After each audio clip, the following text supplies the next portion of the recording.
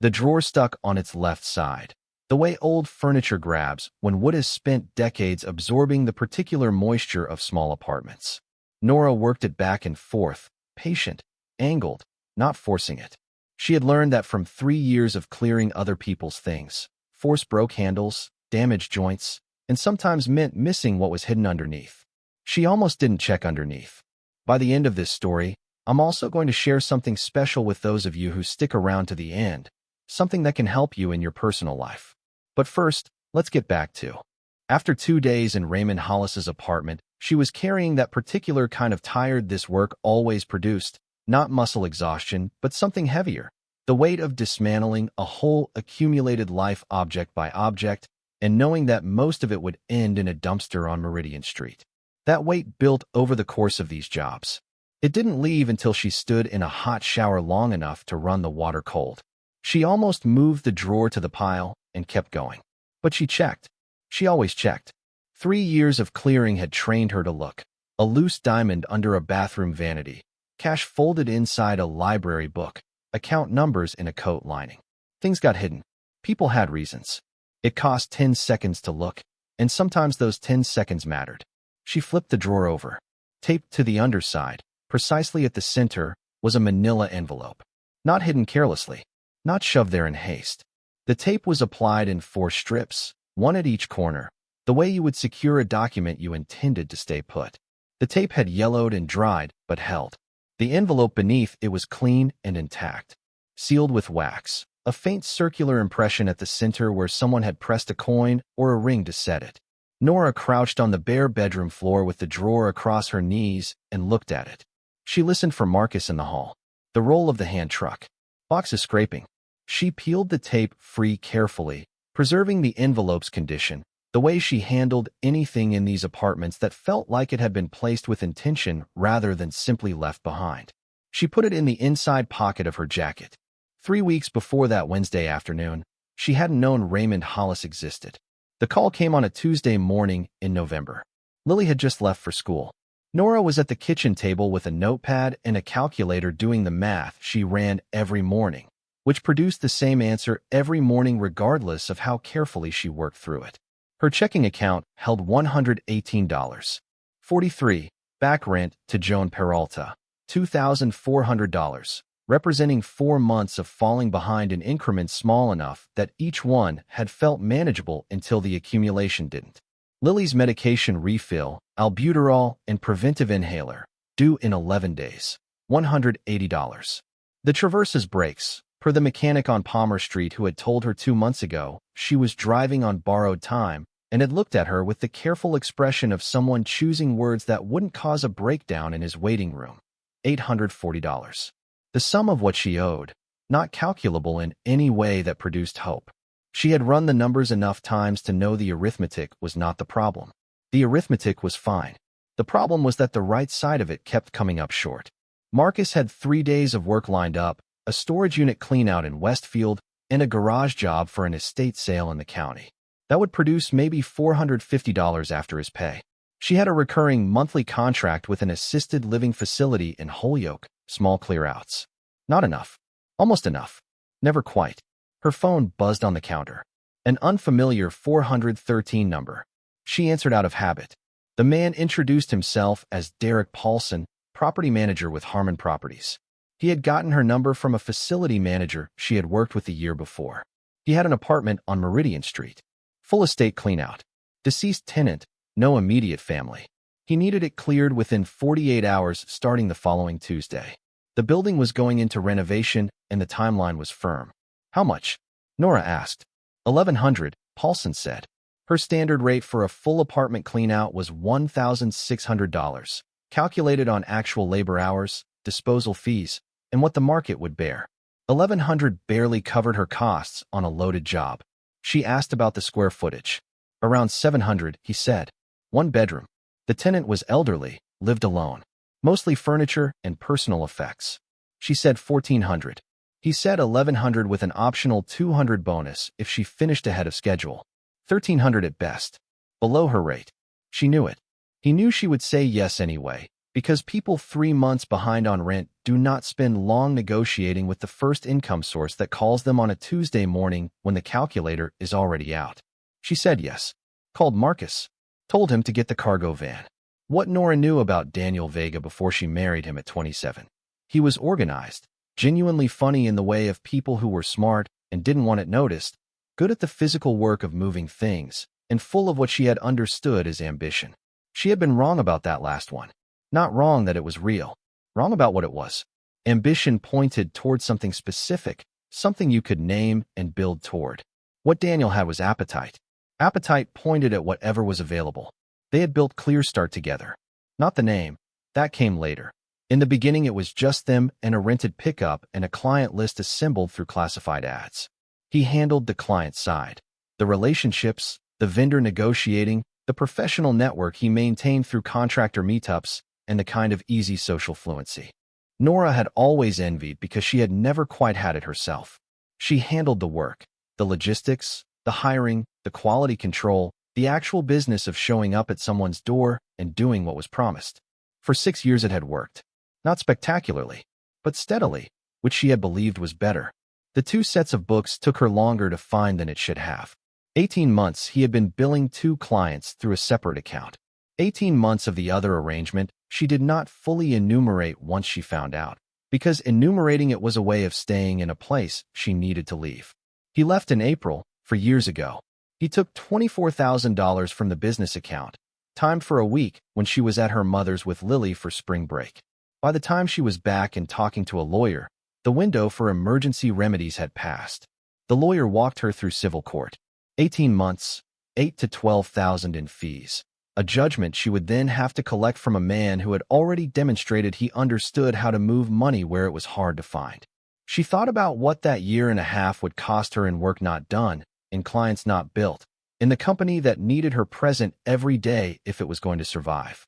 She did not pursue it. She renamed the company, changed the logo, took every job that came, rebuilt the client list herself, learned every part of the business she had been letting Daniel handle. There were more parts than she had realized. She learned them the way she learned everything, by doing them badly first, then less badly, then adequately, then well. Some parts she never mastered. The easy social fluency that Daniel had brought to client relationships, the ability to walk into a room and make a person feel like they were the only one there, that she could approximate but not replicate.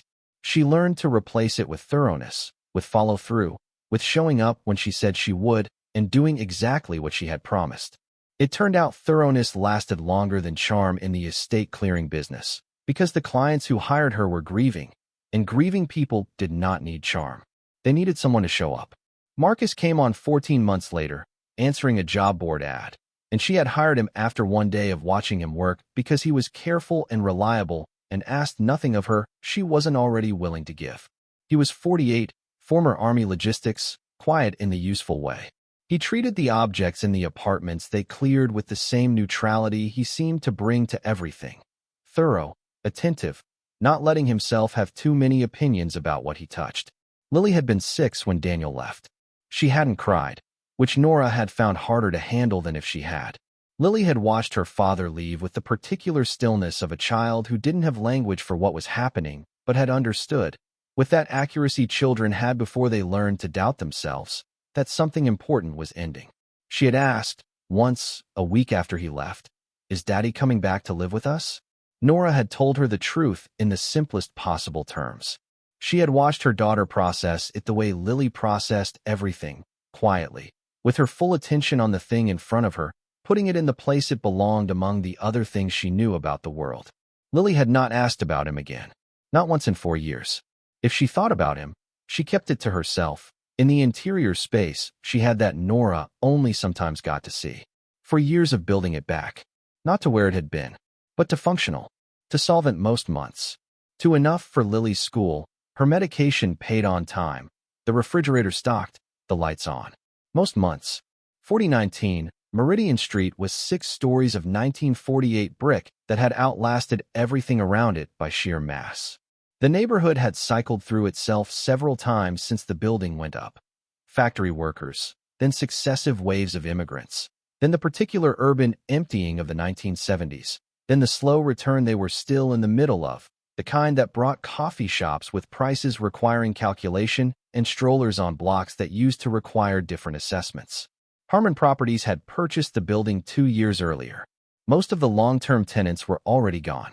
Nora arrived at 8 Tuesday morning and met the building's maintenance manager at the side entrance. Frank de Zurich had worked in this building for 21 years. He handed her 3 keys on a ring, told her the dumpster was in the side alley, said he could send someone if she needed help with heavy items. Then he said, Raymond Hollis had been the last of them. Not the original 1948 tenants, Frank explained. Those were gone 30 years before he arrived. The last of the people here before Harmon. Before the renovations moved floor by floor. The last person in the building whose rental history was measured in decades. He had been in 4C since August 1971. 52 years. Nobody really knew him, Frank said. Kept to himself. Not impolitely. Nodded in the hall. Held the door. Never filed a noise complaint or caused a problem in 21 years. Did he have family? Nora asked. A man came twice a year, Frank said. Maybe for 15 years, then stopped coming around 8 years ago. Professional type, briefcase.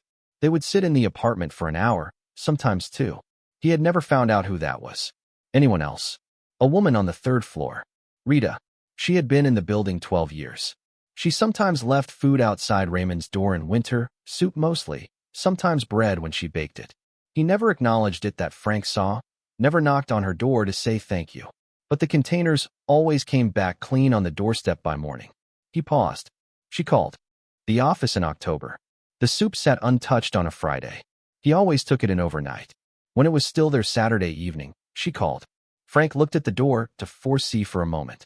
Then he walked back down the hall. The smell came first. Machine oil, layered and clean, the particular scent of instruments maintained over a long working life. Old paper. Cedar. Something underneath it she couldn't identify for a moment, faint and sweet. Later she would identify it as beeswax, the kind used in horological work, pressed into the grain of a bench over decades until the wood itself smelled of it. She found the light switch and looked. 700 square feet, laid out simply. Living room, kitchen to the left, a short hallway to the single bedroom and bathroom. The living room held a couch and 2 chairs, old and solid, the fabric worn but not fraying. A bookshelf along the east wall, packed without gaps. A boxy television on a wooden chest. And the workbench. It was against the north wall directly below the window, positioned for morning light. 6 feet long, solid oak, small drawers along the front face, tool holders mounted along the back edge. The tools arranged in precise order, tweezers by size from smallest to largest, left to right. Screwdrivers sorted by head type and shaft length. 8 loops on small hooks, graduated by magnification. A movement holder clamped at the center of the bench. 2 cleaning jars, lids on, positioned 4 inches from the right edge, both labeled in that small, precise handwriting she was already beginning to recognize. Everything on the bench was clean, not recently cleaned. Cleaned over a working lifetime by someone who had understood that the maintenance of instruments was part of the work itself. Because dirty tools produced errors, and errors in watchmaking meant something irreplaceable destroyed. The bench said this clearly, in the language of things that had been cared for over a long time. Nora stood there longer than she needed to. She was not a person who lingered in the apartments she cleared. You learned fast that lingering cost time, and time was money, and letting yourself feel things about the possessions of people you had never met was how this work became impossible.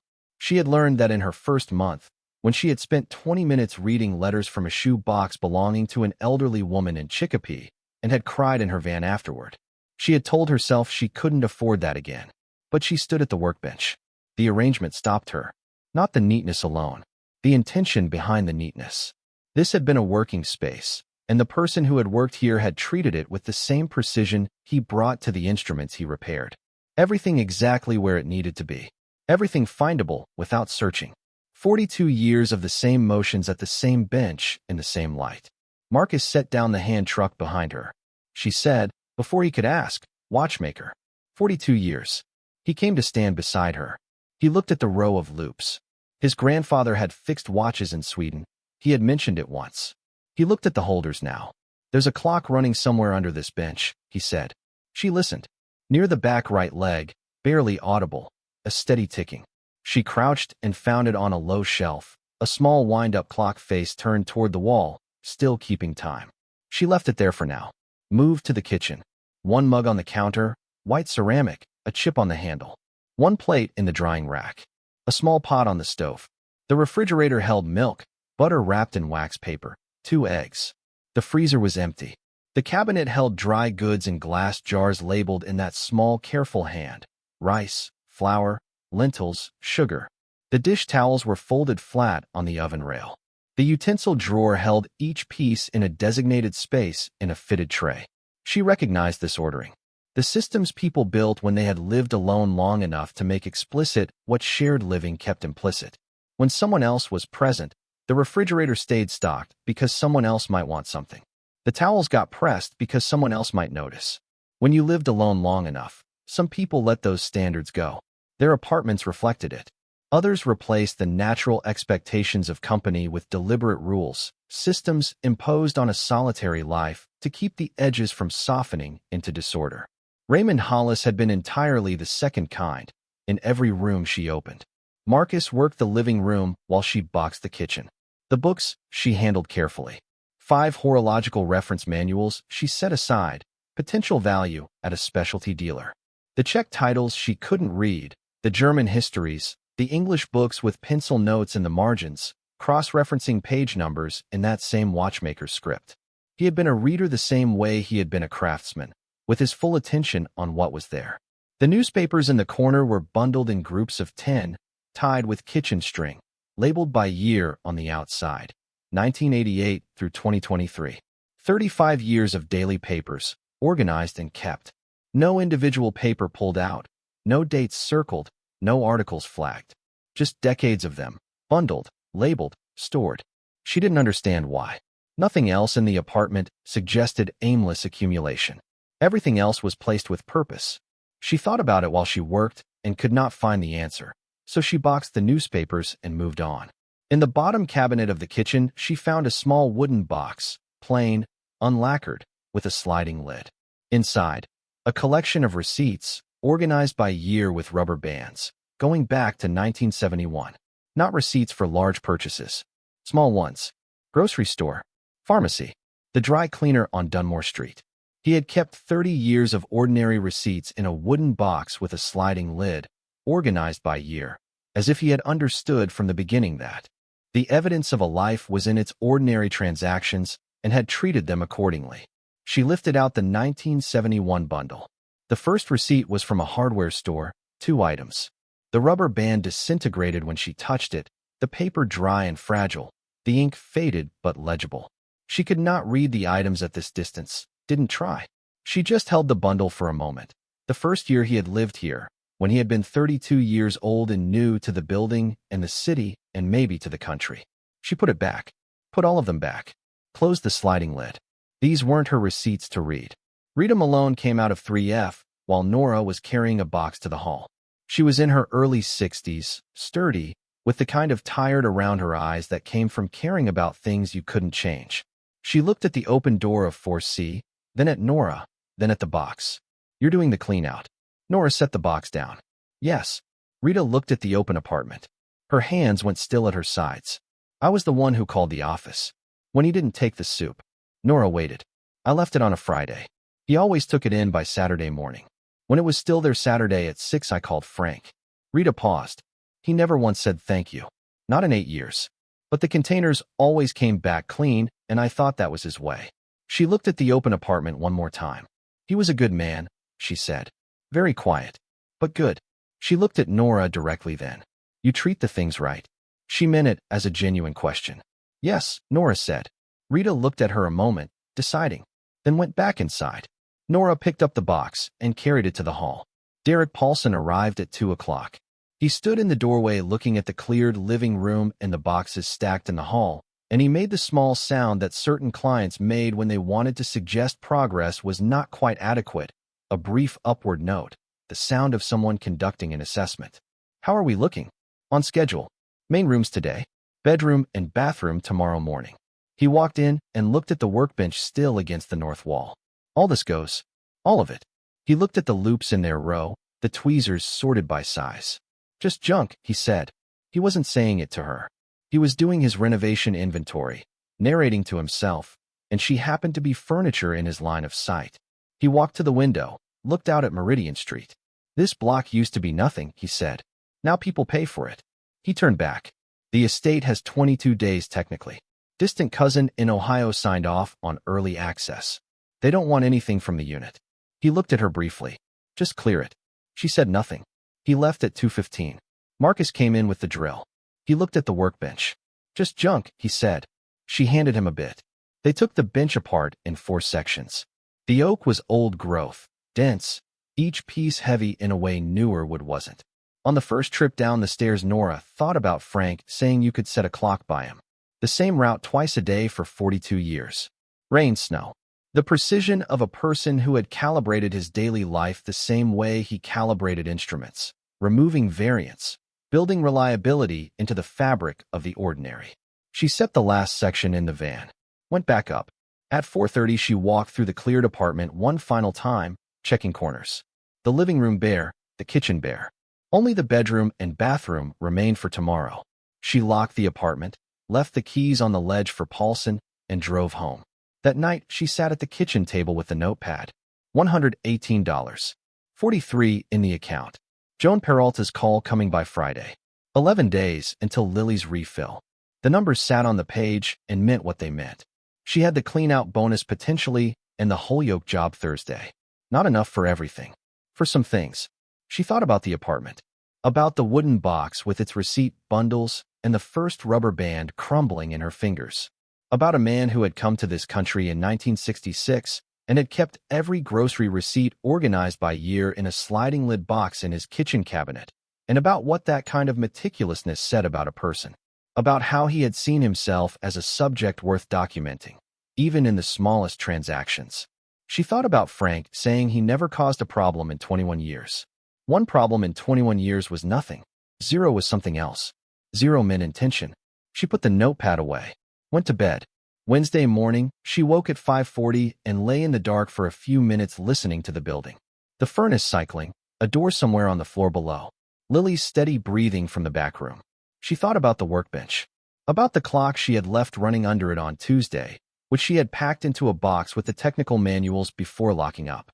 The sound of it in the empty apartment. Precise, steady, the same interval between beats as it had kept for however many years Raymond Hollis had wound it. A clock was just a mechanism for marking time's passage.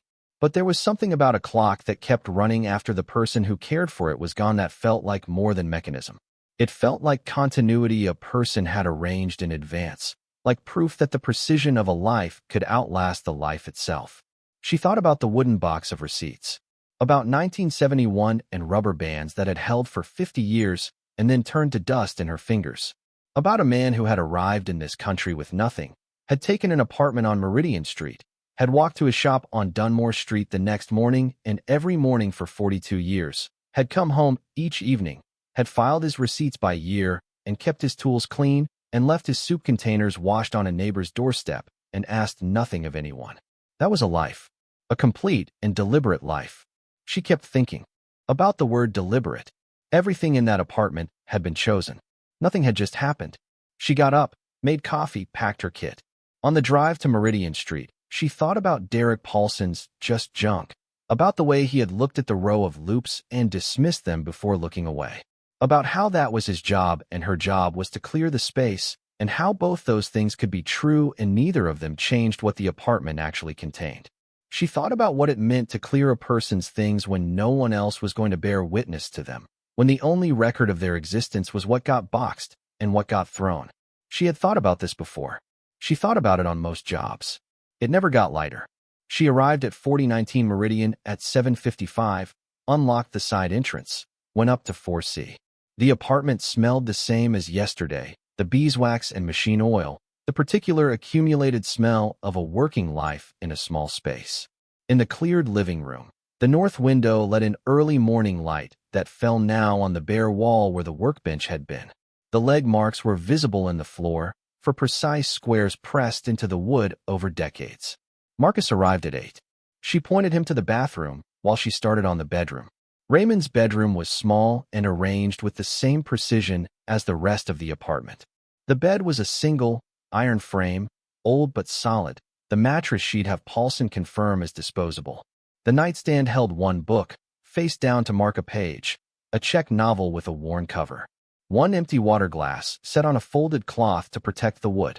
A wind-up clock at the center of the nightstand, still running, its face clean and its second hand moving in the steady sweep of a well-maintained movement. She listened to it for a moment. That small regular sound in the quiet room. She had been in hundreds of bedrooms. Estate jobs, cleanouts, the intimate work of going through the space where a person had slept and dressed and kept the objects they wanted close. She had learned not to linger in bedrooms. She had learned that rule after a job in her first year, an elderly woman who had died alone in her apartment, and Nora had stood at the foot of the bed for too long looking at the impression still in the pillow and had come home and not slept. After that, she had learned to work fast in bedrooms. Keep moving. Don't look too long. She was looking too long.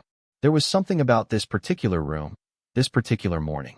Raymond Hollis had slept in this bed for 52 years, had wound this clock, had placed a glass of water on a folded cloth to protect the nightstand surface, had been reading a Czech novel when he died in his sleep on October 14th, and had set it face down to mark his page because he intended to finish it.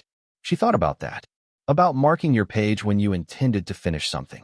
She set the book and clock carefully in a box she had lined with newspaper, marking the box as set aside rather than disposal. The window in the bedroom faced east, and the morning light came in clean and cold, the particular November light that had no warmth in it, but was precise. She understood why Raymond had positioned his workbench under the north window in the living room, the diffused constant light rather than this direct eastern angle, which would have created glare on small surfaces. He had thought about the light, had arranged his working life around its properties. The closet held clothes on hangers, organized by color, darker garments in the back. 3 winter coats, practical, old, all in good condition. Dress shirts in dry cleaner bags from a cleaner that had probably closed years ago.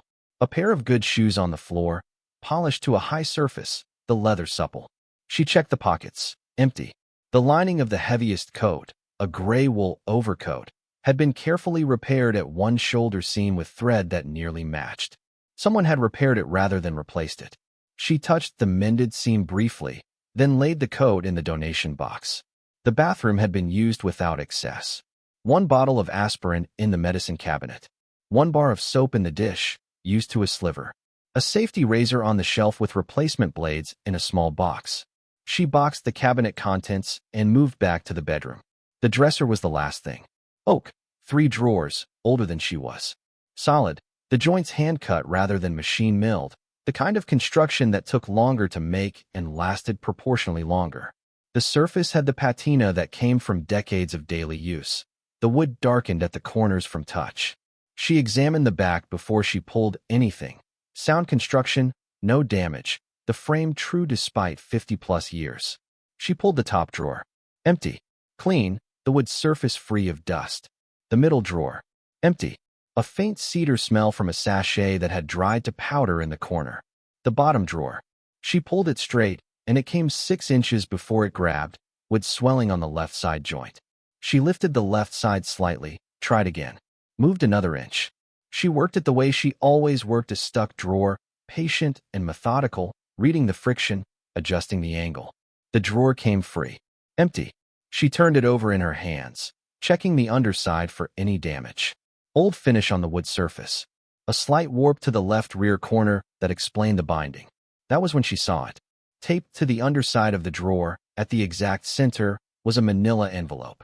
4 strips of tape, 1 at each corner, applied with precise placement. The tape had yellowed and dried over years, but held. The envelope was clean beneath it, protected by the tape from the drawer surface. Sealed with wax. Nora set the drawer across her knees and looked at it. She had found things before. Cash, jewelry, documents. Once, in the lining of a winter coat, account numbers she had handed to an estate attorney without opening and had thought about for months. Things got hidden. People had reasons that were rarely simple. But the precise placement of this envelope stopped her. 4 corners, exactly placed. The wax seal intact. This hadn't been shoved underneath in a hurry. It had been set there with care, sealed deliberately, left with the specific intention that it be found by someone who checked. She peeled the tape free carefully, preserving the envelope's integrity. Then she put it in the inside pocket of her jacket. She spent 20 minutes finishing the bedroom, carrying the dresser pieces to the hall with Marcus, walking through the space one final time. She said nothing to Marcus about the envelope. Not yet. She needed to know what was in it before she knew who else needed to know. At noon, she told Marcus she would meet him Thursday for the Holyoke job. She paid him for the 2 days in cash at the end of the haul, the way she always did, peeling bills from the envelope she kept in the kit bag. Before we find out what happened next in the story, I want to take a brief moment to speak directly to anyone watching who might be going through their own sudden, overwhelming transition. If you are navigating a bitter divorce, the loss of a spouse, or a financial shock, you know the hardest part isn't just the money. It's not knowing what to do first. That is exactly why we created the Phoenix Blueprint. It is a practical, step-by-step guide for starting over. It doesn't have fluffy affirmations or vision boards.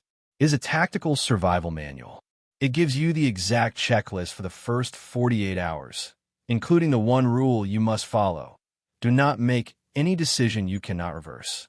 It includes the Found Money worksheet, showing you exactly how to check state databases because 1 in 7 Americans actually has unclaimed money waiting for them right now. It even gives you word-for-word boundary scripts to use when family members pressure you for money or try to make decisions for you. You can get the entire guide right now for just $17. If you're watching on your TV, just pull out your phone, open your camera, and scan the QR code on the screen right now. If you're on a computer or phone, click the top link in the description. You don't have to figure this out alone. Now, let's get back to the story. He counted it without making it obvious he was counting it. The way people counted money when they didn't want to seem like they were counting money but couldn't afford not to. He looked at her before heading for the stairs. "You good?" he said. She thought about the envelope in her inside pocket, the key against her ribs through the jacket. "Long job," she said. "I'm glad it's done." He nodded and went down the stairs. She stood in the hall outside 4C for a moment after he left. The apartment door was open. She looked in at the cleared space. 700 square feet of bare floors, bare walls. The nail holes where pictures had hung filled with old paint. The window where the workbench had been letting in the north light with nothing to fall on now. The beeswax smell still there, still present. The wood itself saturated with decades of it. Derek Paulson would put painters in here in 2 days. They would cover the smell eventually with primer and fresh latex and the anonymous freshness of a renovated apartment. In 6 weeks, someone would pay $3,200 a month to stand in this space with no memory of what it had been. She locked the door, left the keys on the ledge, drove to pick up Lily. Lily was outside the after-school program with her backpack and a rock in each hand, examining them under the porch light when Nora pulled in. She held one out immediately. "This one has mica in it," she said. "See how it catches?" Nora looked. Gray stone, silver points in the surface catching the last of the light. She could see it. Nice find.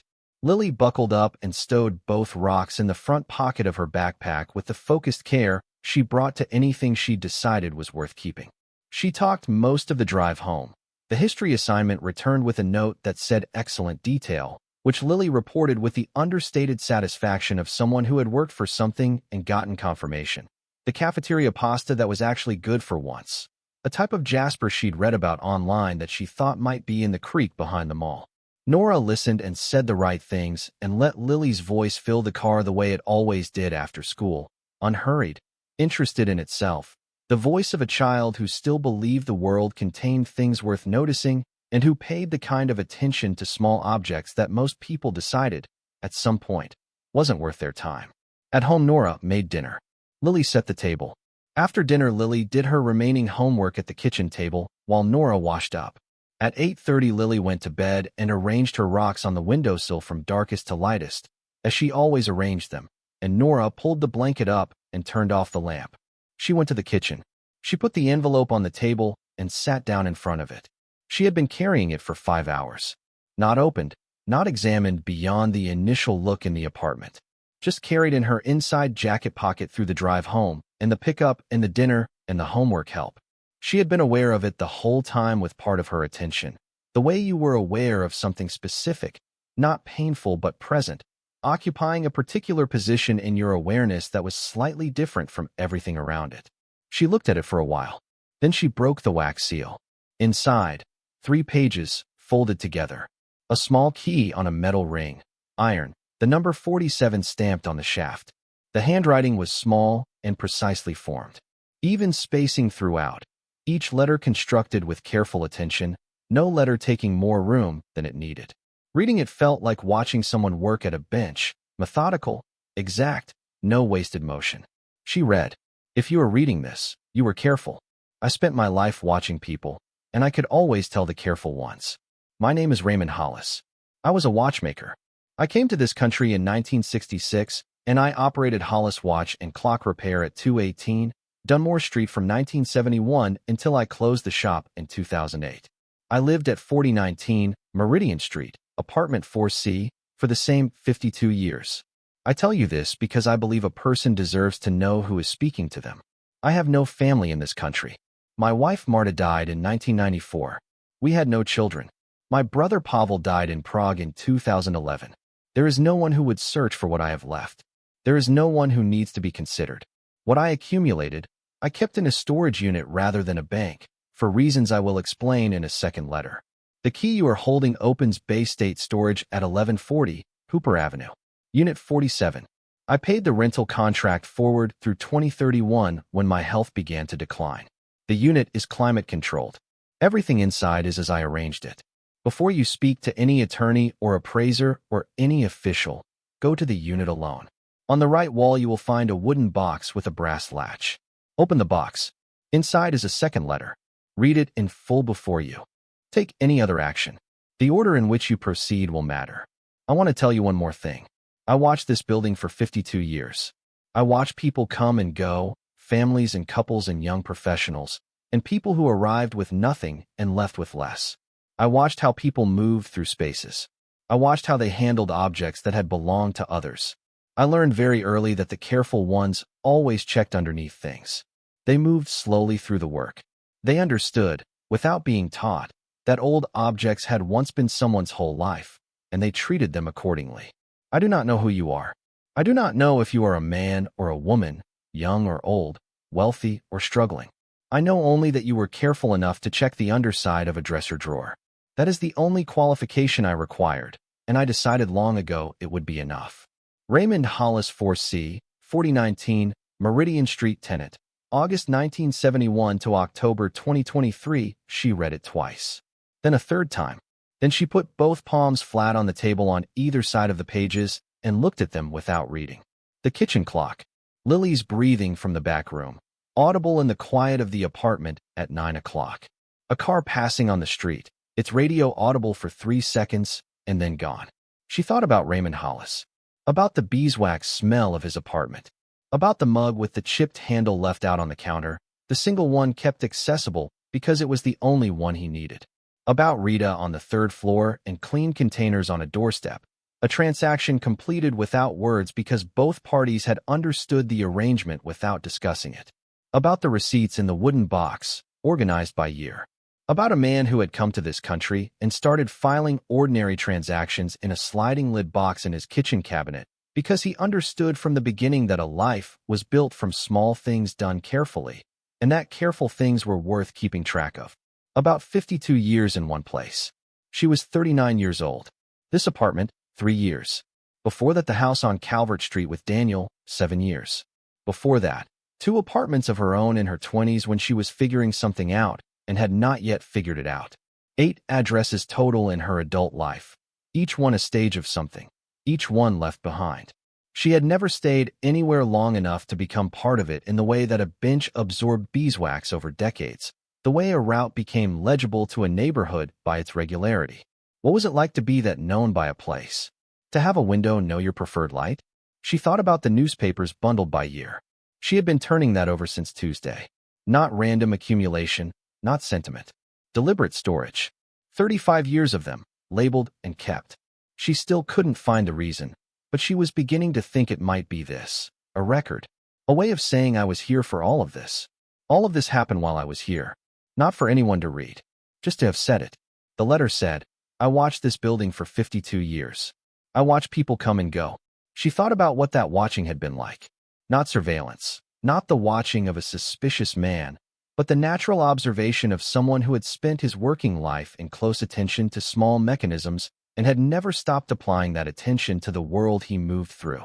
He had been cataloging people for decades, the same way he had cataloged his receipts, sorting them by the quality of care they brought to what they touched.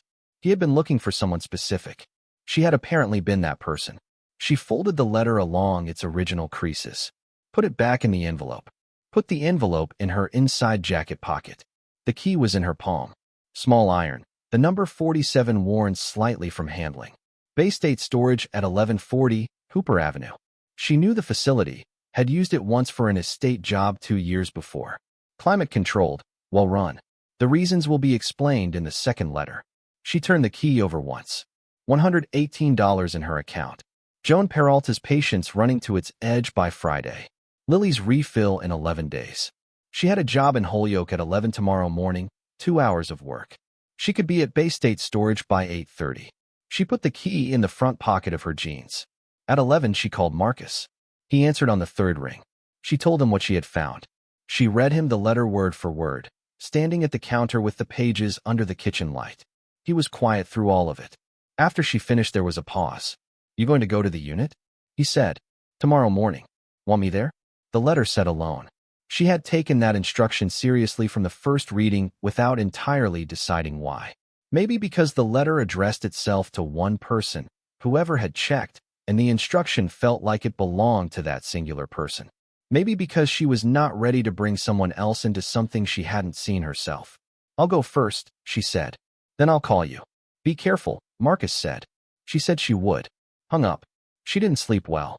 She lay in the dark and thought about Raymond Hollis in ways she hadn't expected to. About the beeswax smell, the kind that developed only after decades of the same work in the same space.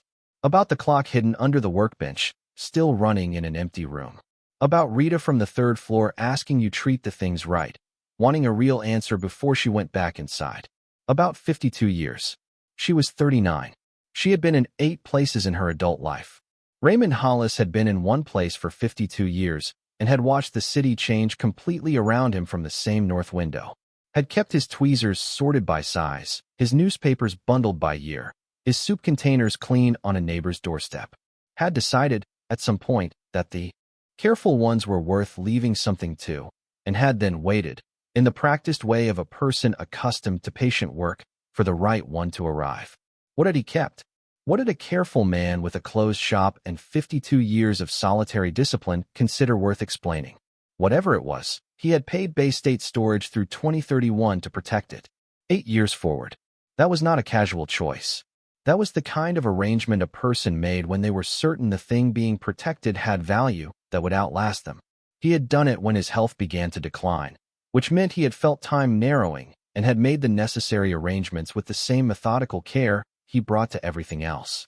He had not panicked. He had planned. And then he had waited. She thought about the man who had come twice a year for 15 years, the professional type with a briefcase who had stopped coming 8 years ago.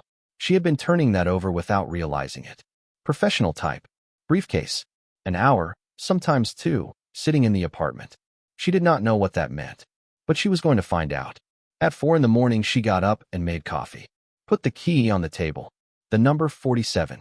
Small iron, the shaft worn smooth from being handled over years. She turned it in her fingers. The metal was warm from her hand now, the way iron warmed quickly. Her father had shown her that when she was small, pressing a coin to her wrist. "This is what your body temperature feels like," he had said. "This is how you know something has been held." Raymond Hollis had held this key many times. She could feel where his fingers had been. She thought about Derek Paulson saying, "Just junk." About the loops hanging in their row, the tweezers sorted smallest to largest. About Frank de Zurich saying the old man was the last of them, the last person whose history in the building was measured in decades rather than years. About Paulson's hands on the windowsill, looking down at Meridian Street and calculating square footage. About how Paulson had never asked a single question about Raymond Hollis as a person, only about what was in his apartment and how quickly it could be cleared. About how she had asked questions, not out of professional obligation, out of something she did not have a name for, the same thing that made her turn the drawer over instead of moving it to the pile. She thought about what Raymond had written. The careful ones always checked underneath things. He had been watching for that quality specifically. Not skill, not intelligence, not ambition. Just this. The willingness to spend 10 extra seconds on the chance that something worth finding was there. She had spent her whole life being that kind of careful, and the world had mostly not rewarded it. She closed her fingers around the key. In 4 hours, she would be at Bay State Storage on Hooper Avenue. A dead watchmaker had left her a key and a set of instructions, and a reason she was beginning to understand. She had been careful enough to check. That was the whole of it. Lily's breathing from the back room. The street outside conducting its early business, a delivery truck, a door, footsteps on the sidewalk. The ordinary machinery of a morning that had not yet decided what it was. Nora sat at her kitchen table at 4 in the morning with the key in her hand and thought about what it meant that a man who had spent 52 years watching people sort themselves by quality had decided, at the end of his life, that she was the one. Whatever was in Unit 47, she was going to find out. The facility was standard commercial storage, the kind built in the late 1980s when self-storage became its own industry. Long single-story buildings arranged around a parking lot, corrugated metal doors, fluorescent lighting in the corridors. The parking lot was mostly empty at 8:22 Thursday morning, cold enough to see her breath. She sat in the Traverse for a moment after she parked, the key in her hand, the engine off. She had not told anyone where she was going. Not her mother, not Lily's school, not Joan Peralta, who was expecting a call by the end of the day about the rent. She had told Marcus she would be there by 9:30. She had the Holyoke job at 11. She had given herself enough time for this to be nothing. To open the door and find an empty unit or a collection of broken clocks worth a few $100s. To drive to Holyoke with that information and readjust. She got out of the car. At the front desk, a clerk with a shaved head and a coffee mug checked her ID against the key number, found the account in the system, looked at the screen. 47, he said. Climate control, B corridor. He slid a visitor log across the counter. She signed it. He printed an account sheet. She took it. Raymond Hollis, it said at the top, in small precise handwriting she recognized. The account was paid through June 2031. Contact listed, Thomas Wick and Associates, attorneys at law, 14, Court Street. A phone number with a 617 area code. She folded the sheet and put it in her jacket pocket. The corridor was at the far end of the building, a long hallway with units on both sides, fluorescent overhead, the low hum of the climate system underneath everything. She counted numbers as she walked, 29, 31, 33. The painted concrete floor reflected her footsteps back to her. 39, 41, 43. The corridor was quiet. Nobody else moving in it. The door was a rolling metal door with a padlock. Not the standard padlock that came with the unit. Someone had replaced it with an alloy solid body lock, the kind that resisted drilling and picking, the kind used by people who took seriously what they were protecting. She unlocked it, removed it, and rolled the door up. The smell came before anything else. Cedar, clean and dry.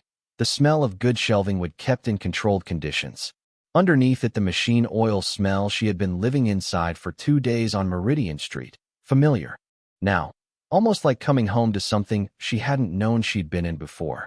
And beneath both of those, a third smell, harder to name. The hermetic quality of a well-maintained space that had been closed for a while. The smell of things kept correctly over a long time. She stepped inside and found the light switch. The unit was 10 feet deep and 12 feet wide, roughly the size of a large bedroom. Metal shelving on 3 walls, the shelves themselves lined with cedar panels Raymond had fitted himself, the cedars still fragrant. A folding table at the center, the surface clean, a magnifying glass on a stand at one end. A small dehumidifier in the back left corner, its light green, its reservoir empty and clean. The overhead light was single fluorescent, but on the back wall Raymond had mounted 2 daylight spectrum work lamps on adjustable arms, both still connected to a power strip. She stood at the door and looked at it. The same quality she had felt in the apartment, the same evidence of considered arrangement, but here it was concentrated, intensified. A workshop, a vault, a space designed for serious work with serious materials. On the left wall, boxes, labeled in his handwriting. Watch care supplies. Movement oil, grades 1 through 4. Cleaning equipment. Ultrasonic equipment, parts. Spare crystals, organized by diameter. Spare straps and bracelets. Tools. Duplicate sets of the tools she had seen on his bench at Meridian Street, a second complete watchmaker's kit, organized and clean. He had maintained 2 sets of tools his entire working life. One for the shop, one here. On the back wall, 3 long shelves, each holding flat cases covered in cloth. She counted 8 cases total, each approximately 16 inches by 24, covered in dark green felt. On the right wall, a shelf at chest height holding a single wooden box, and, beside it, a row of horological reference books with paper markers inserted at various pages. Below the shelf, a filing cabinet, 2 drawers, locked with a small key she did not have. She walked to the back wall. She lifted the felt cloth from the first case and looked. Pocket watches. 12 of them, laid into individual cutouts in the case's velvet lining, arranged by size from smallest to largest. Each one in good condition, each one settled into its space the way a tool settled into a fitted holder. The closest one had a gold case, the metal dulled with age to a deep amber, the dial white enamel with Roman numerals, and a subsidiary seconds dial at 6. She didn't touch it. She could see, even without touching, the quality of the case, the depth of the enamel, the precision of the finishing. She had cleared enough estates to know good objects when she saw them, even when she couldn't name exactly what made them good. She uncovered the second case. Wristwatches on a rolling holder, the kind lined with felt cushions, the watches laid horizontally. She counted 14 of them, their cases a range of sizes and styles, the oldest ones clearly old, some with lugs and hands she didn't recognize as any type she'd seen in photographs. A couple had leather straps gone dry with age. One had a stainless case so plain and heavy it looked almost utilitarian, but the dial was exquisitely made, the text on it so small and precise she couldn't read it without a loupe. She went through the remaining cases. 6 more, each one covered in felt, each one revealing its contents with the specific orderly surprise of things that had been arranged to be found. The third case held pocket watches from an earlier era than the first 2, some of them open-face, some hunter-cased with inner covers she lifted carefully to reveal dial work so fine it looked painted rather than printed. The fourth held wristwatches from the post-war decades, their cases a range of sizes, a few with worn crowns from decades of daily use, and one with a cracked crystal she could see had been cracked recently because the edge was still clean. She stopped at that one and looked at it for a moment. The cracked crystal was the only thing in the unit that showed damage. Everything else was maintained, protected, in the condition in which it had been placed here. But this watch had a cracked crystal, and the crack was recent, and that meant someone had been wearing it, had been handling it until recently, had kept it on a felt cushion in a storage unit, but had also, at some point, been wearing it. She thought about Raymond Hollis winding the clock on his nightstand every night. She thought about that as a practice, as a daily act, the same act performed across 52 years, the same motion, the same small commitment to the idea that time was worth tracking and things worth caring for were worth caring for every day without exception. She lifted the cloth on the 5th case and found 4 items that were not wristwatches.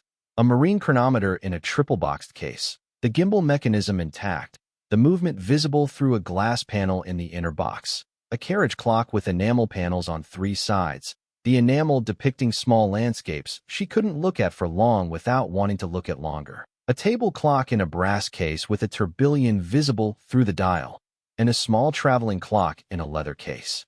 That was so worn and so repeatedly repaired that she understood without any expertise in these things that it was very old.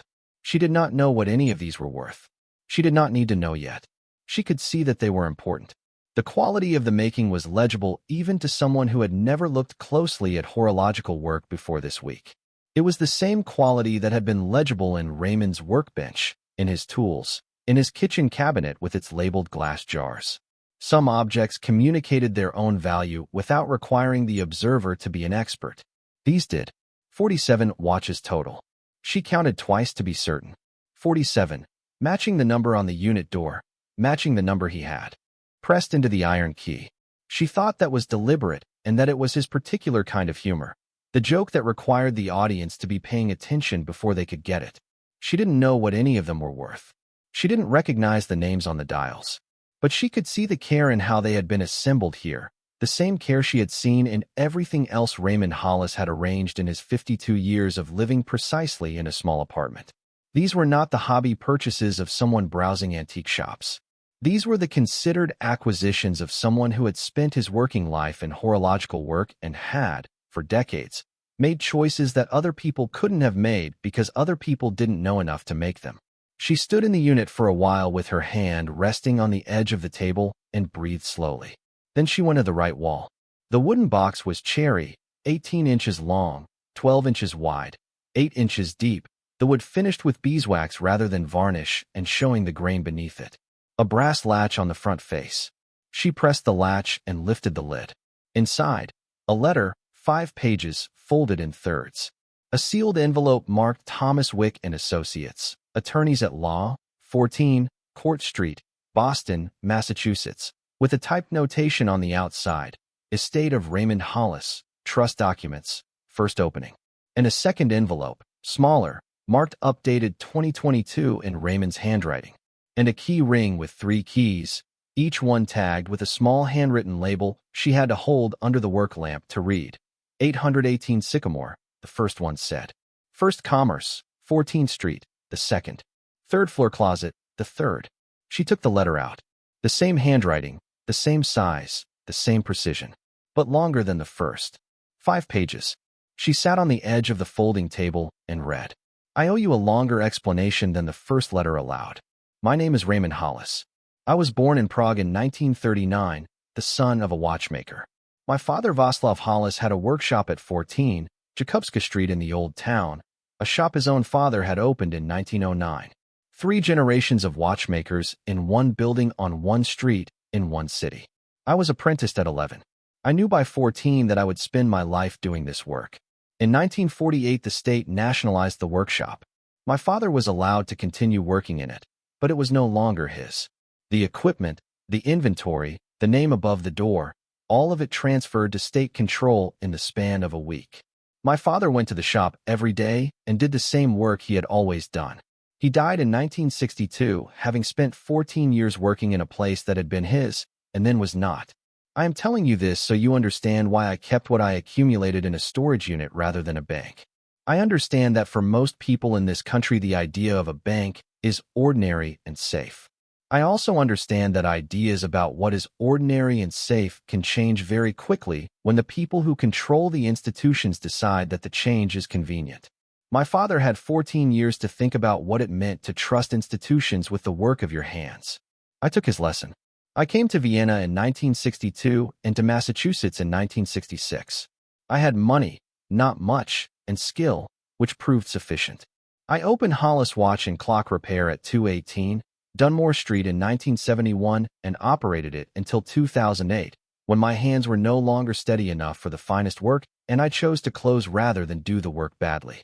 During those 42 years I acquired things. I want to be careful about how I say this, because I am not describing greed or acquisition as an end in itself. I am describing attention. A watchmaker who works in his field for 40 years develops an eye for mechanisms, for quality, for what has been made by people who cared about their work. I saw things come through my shop and through estate auctions and through private sales that other buyers did not recognize. I bought what I recognized. Over time, this accumulated to something significant. There are 47 timepieces in this unit. I chose that number deliberately. It matches the number on the door. The collection includes work by several of the great manufacturers, Patek Philippe, Vacheron Constantin, A. Lang, and Sohn, Breguet, others. I cannot tell you their value with precision. That is for an appraiser to determine. What I can tell you is that I believe the collection is worth no less than $1.5 million and possibly considerably more, depending on market conditions and how it is sold. The watches are not the main thing. In January 1974, I purchased a commercial building at 818 Sycamore Street in this city for $22,000. The neighborhood was in serious decline at the time, and nobody wanted it. I bought it because the building was structurally sound, and the price was almost nothing, and I had saved enough by living carefully. I managed the property myself, found tenants, made repairs as needed, hired help when the work was beyond me. I paid the taxes. I maintained the records in the filing cabinet in this unit, which is locked. The key is in this box and is labeled 818 Sycamore. The building currently has 3 commercial tenants on a month-to-month basis. The total monthly rent is $8,400. The building was appraised in 2022 at $4.1 million. I believe it is worth more than that now. It is on the deed in the name of Meridian Clockworks LLC, which I formed in 1974 and which I have maintained in good standing continuously. The operating account for the LLC is at First Commerce Bank, 14th Street Branch. The key to the safety deposit box where the LLC documents are kept is in this box and is labeled First Commerce. I want to explain the trust. In 1997, I engaged Thomas Wick, an attorney in Boston, to establish a trust for the disposition of these assets upon my death. I was 58 years old, and I had no family and no clear sense of what should happen to what I had accumulated. Thomas and I worked together for 2 years to construct a trust that would accomplish what I wanted, which was to give these things to a person who had earned them by demonstrating a quality I valued, rather than to institutions or to distant relatives who had never thought about me except when it was convenient to do so. The trust is activated by presentation of the first letter, this letter, and the key to this unit to the firm of Thomas Wick and Associates at 14 Court Street in Boston. Thomas died in 2015. His son Henry has managed the firm and the trust since then. I updated the trust documents in 2022. The sealed envelope in this box contains the original trust instrument. The smaller envelope contains the 2022 amendment. Henry Wick is expecting this call, though he does not know when it will come. I ask you to call him. His number is on the account sheet you were given at the front desk. Tell him you are the person who found the letter at 4019 Meridian Street. He will know what to do next. I want to say one more thing, and it is the most important thing I have to say. I know what I am giving you. I am not giving you a simple gift. I am giving you something that will require careful management, legal attention, and decisions I am not able to make for you. There will be people who will dispute this. There will be people who believe they have a claim to what I have left, and some of them will have lawyers, and the lawyers will be expensive. I want you to know that I considered this, and that the trust was designed to withstand these challenges. Henry Wick will explain the legal standing. What I cannot do is prepare you for the particular experience of being challenged on something that is legitimately yours. That is something no one can prepare you for.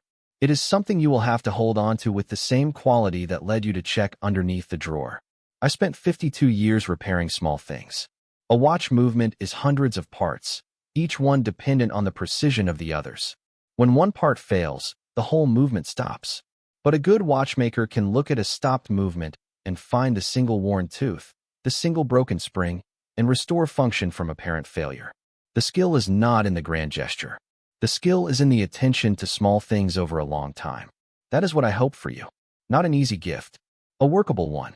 I believe you are capable of the attention required. With respect and gratitude, Raymond Hollis, I kept the clock wound until the end. I hope it is enough to know that someone cared whether time was kept correctly. Nora sat on the edge of the folding table in Unit 47 with the 5 pages in her hands and did not move for a while. The climate system hummed. The work lamps cast their clean daylight light over the felt cases on the back wall, over the rows of reference books, over the wooden box sitting open beside her.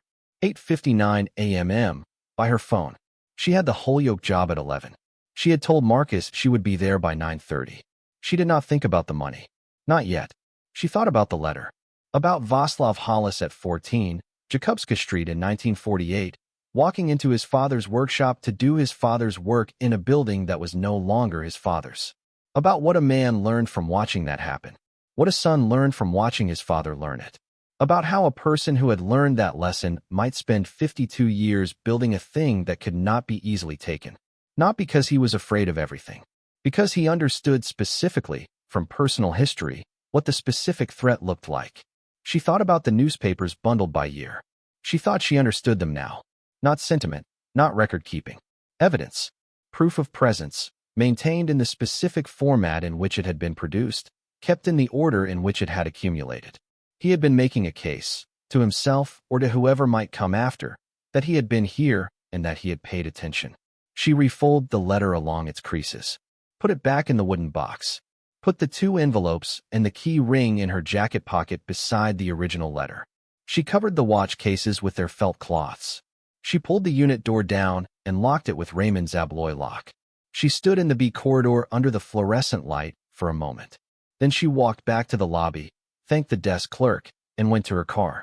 She sat in the Traverse without starting the engine for 4 minutes. She knew it was 4 minutes because she watched the clock on the dashboard. She had a tendency, when things were large, to time herself, to give the largeness a container so it didn't spread into everything else. For minutes. Then you drive, she thought. A man she had never met had spent more than 20 years planning this. He had engaged an attorney and updated the documents in 2022, a year before his death. He had prepaid the storage unit through 2031. He had thought about the gap between finding and settling and had arranged, from beyond his own death, to bridge it with a cashier's check she hadn't opened yet. He had watched people for 52 years and had waited for the careful one, and she had been the one who showed up on a Tuesday morning to clear his apartment for $1,300, $1,100 of which Paulson had paid, and the bonus $200 of which was still pending.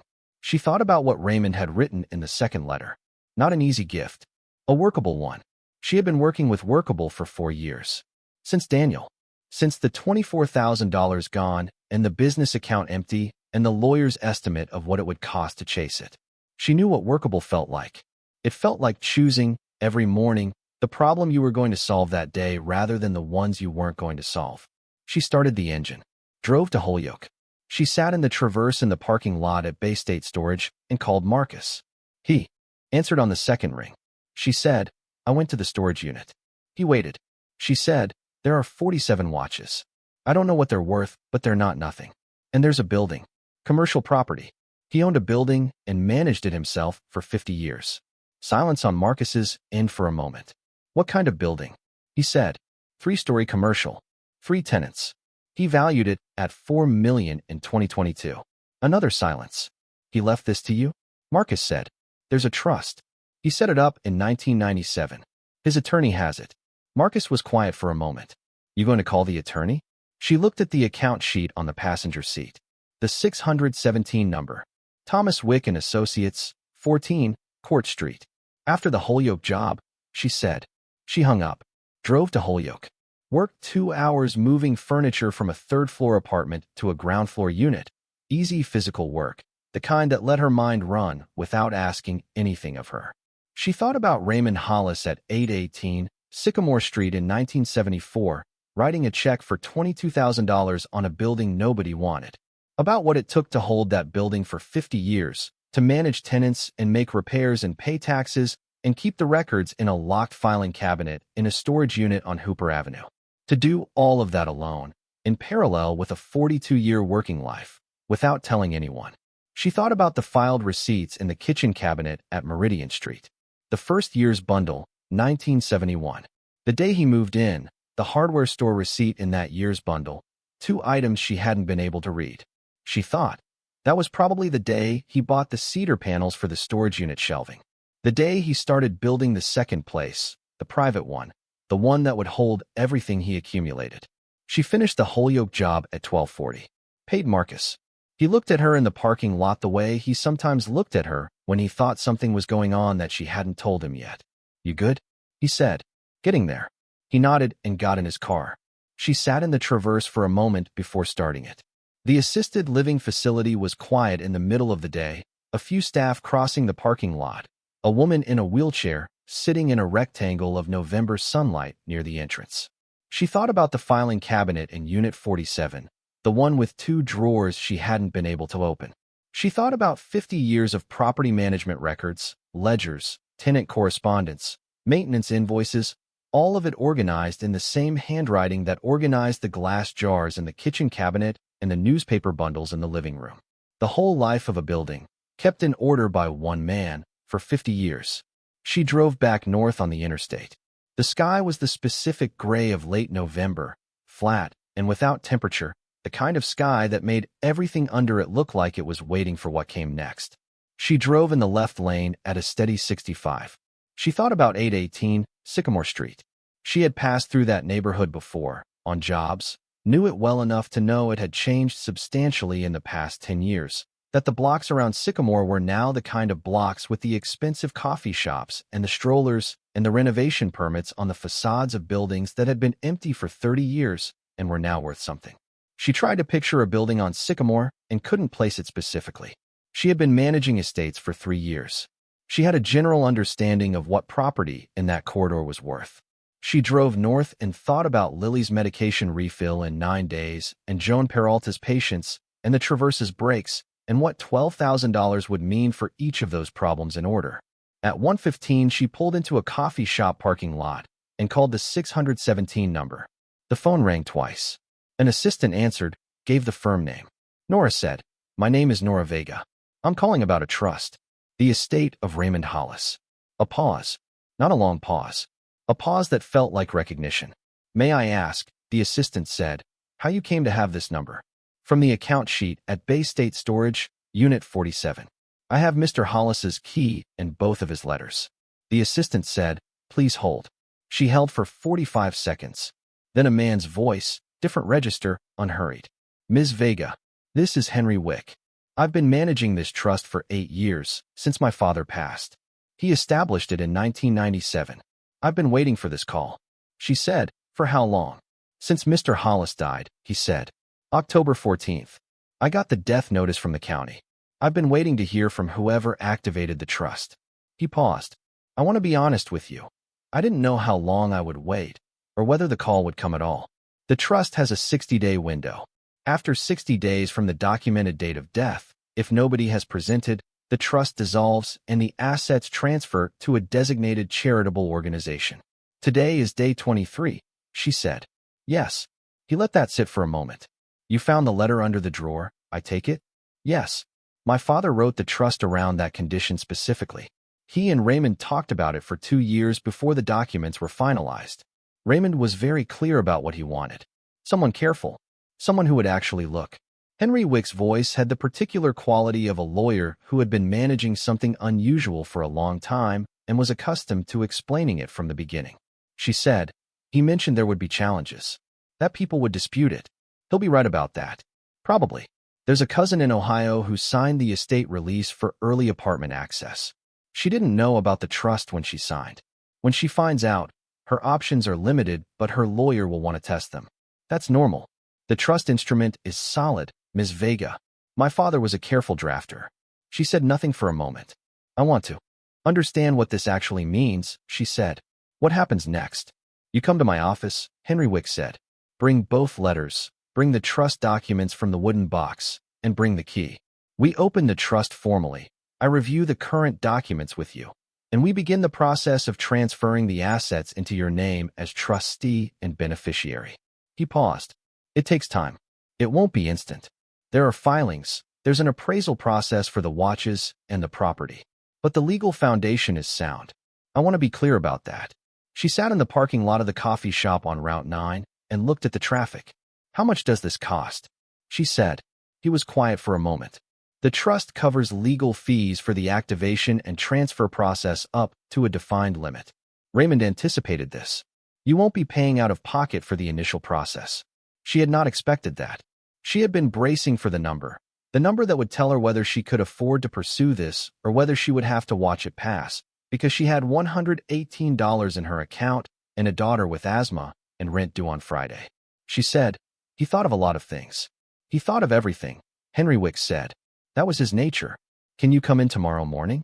She could. She got home at 3:20, before Lily's school let out. She stood in the kitchen for a few minutes without doing anything. The notepad was still on the table from the night before, the calculator beside it, the numbers she had run every morning of the past 3 months. She picked up the notepad, looked at it, put it in the kitchen drawer. She picked up Lily at 3:50. Lily was in a focused mood, the kind she got when something was working out at school that she hadn't expected to work out. She had done well on a math test she'd been anxious about. She talked about it in the car the way she talked about her rocks, with the specific pleasure of something examined and understood. At home, Lily did homework while Nora made dinner. Pasta, the kind Lily liked, with tomato sauce from a jar that Lily had once described as having a personality. They ate and talked about the math test and about whether the creek behind the mall actually had jasper in it, and whether Jasper was the same color as the piece of reddish stone Lily had found by the parking lot at the grocery store 2 weeks ago. Nora watched her daughter eat. "Lily," she said, between one plate and the next. Lily looked up. "Is everything okay?" Nora thought about the wooden box in her jacket pocket, now on the chair by the door. The letter. The key ring with 3 tags. Henry Wick at 14, Court Street waiting for a 9 o'clock appointment. She said, "I found something at a job this week. An old man who died. He left something for whoever cleared his apartment." Lily put her fork down. "Left something like what?" Nora thought about how to say it in a way that was honest without being so large that it became a promise she couldn't yet keep. Lily was 10 years old and had watched her father take $24,000 and walk out the door and had never asked about him again. She had developed early a very good understanding of the difference between what adults said and what adults delivered. "I don't know yet what it will mean," Nora said. "I have a meeting tomorrow to find out. But I wanted you to know that something happened, and I'm looking into it, and I'll tell you more when I know more." Lily looked at her for a moment. Her rock-examining look, the one she used on objects she hadn't categorized yet. "Is it good something?" she said. "I think it might be," Nora said. Lily picked up her fork. "Okay," she said. She went back to her pasta. The matter settled for now. The matter available to be returned to when there was more information. That was Lily. Nora looked at her daughter and thought about what Raymond Hollis had written. Not an easy gift, a workable one. She thought about what workable meant. She thought about a 10-year-old girl who collected rocks by type and lined them up from darkest to lightest on her windowsill and had never once stopped paying careful attention to small things. The apple didn't fall far, she thought, and said nothing. Derek Paulson called at 6:40 Thursday evening. She was washing up after dinner. Lily was in the back room. His number came up on her phone as Harmon Properties, and she let it ring twice before she answered. "Ms. Vega," he said. He wasn't using her name in the flat, instrumental way of a client making a professional call. He was using it in the way people used names when they wanted to establish a register, when they wanted you to feel addressed. She said, "Mr. Paulson, we have a question about the Hollis estate inventory," he said. "The work order you submitted yesterday listed the items cleared as furniture and household goods. Our attorney reviewed the probate filing on this estate and noticed a storage unit contract was part of the original estate documentation. A unit at Bay State Storage on Hooper Avenue. It wasn't included in your inventory submission." She said nothing for a moment. "I wasn't aware of any storage unit," she said. "The job scope was the apartment at 4019 Meridian. That's what I cleared." "There was a key," he said. "The probate attorney believes there was a storage key in the apartment. When it wasn't in the effects turned over to the estate contact, some questions arose. The estate contact being the cousin in Ohio who signed the release." "That's correct. She's now engaged counsel to determine whether any estate assets were removed from the premises during the clearance period." She stood at the kitchen sink with the phone against her ear and the dishcloth in her hand and looked out the window at the parking lot. "I have a meeting with an attorney tomorrow morning," she said. "I'd recommend Harmon Properties contact that attorney's office directly with any questions about the estate." "Which attorney?" "Henry Wick," she said. "Thomas Wick and Associates, 14 Court Street, Boston." A pause on Paulson's end. Brief, but a real pause. "I'll pass that along," he said. She said nothing. "Ms. Vega," he said, "I want to be direct with you. Harmon Properties was engaged as estate manager by the court-recognized heir. If there are assets from this estate that weren't disclosed during the clearance process, our attorney's position will be that those assets should be treated as estate property under the heir's authority." She said, "I understand what you're saying, Mr. Paulson. I'll have my attorney contact your attorney." She hung up. She stood at the sink for a moment. Lily was in the back room. The dishcloth was still in her hand. She put it down on the counter. She picked her phone back up and called Henry Wick's cell number, which he had given her at the end of the call. He answered on the third ring, a background of what sounded like dinner preparation. She told him about Paulson's call. He listened without interrupting. "I expected something like this," he said, when she finished. "Not Paulson specifically, but a claim from the estate administrator side." He was quiet for a second. "It doesn't change the legal picture. The trust was established before any estate proceedings, before any heir was identified, before Harmon Properties had any involvement with this estate.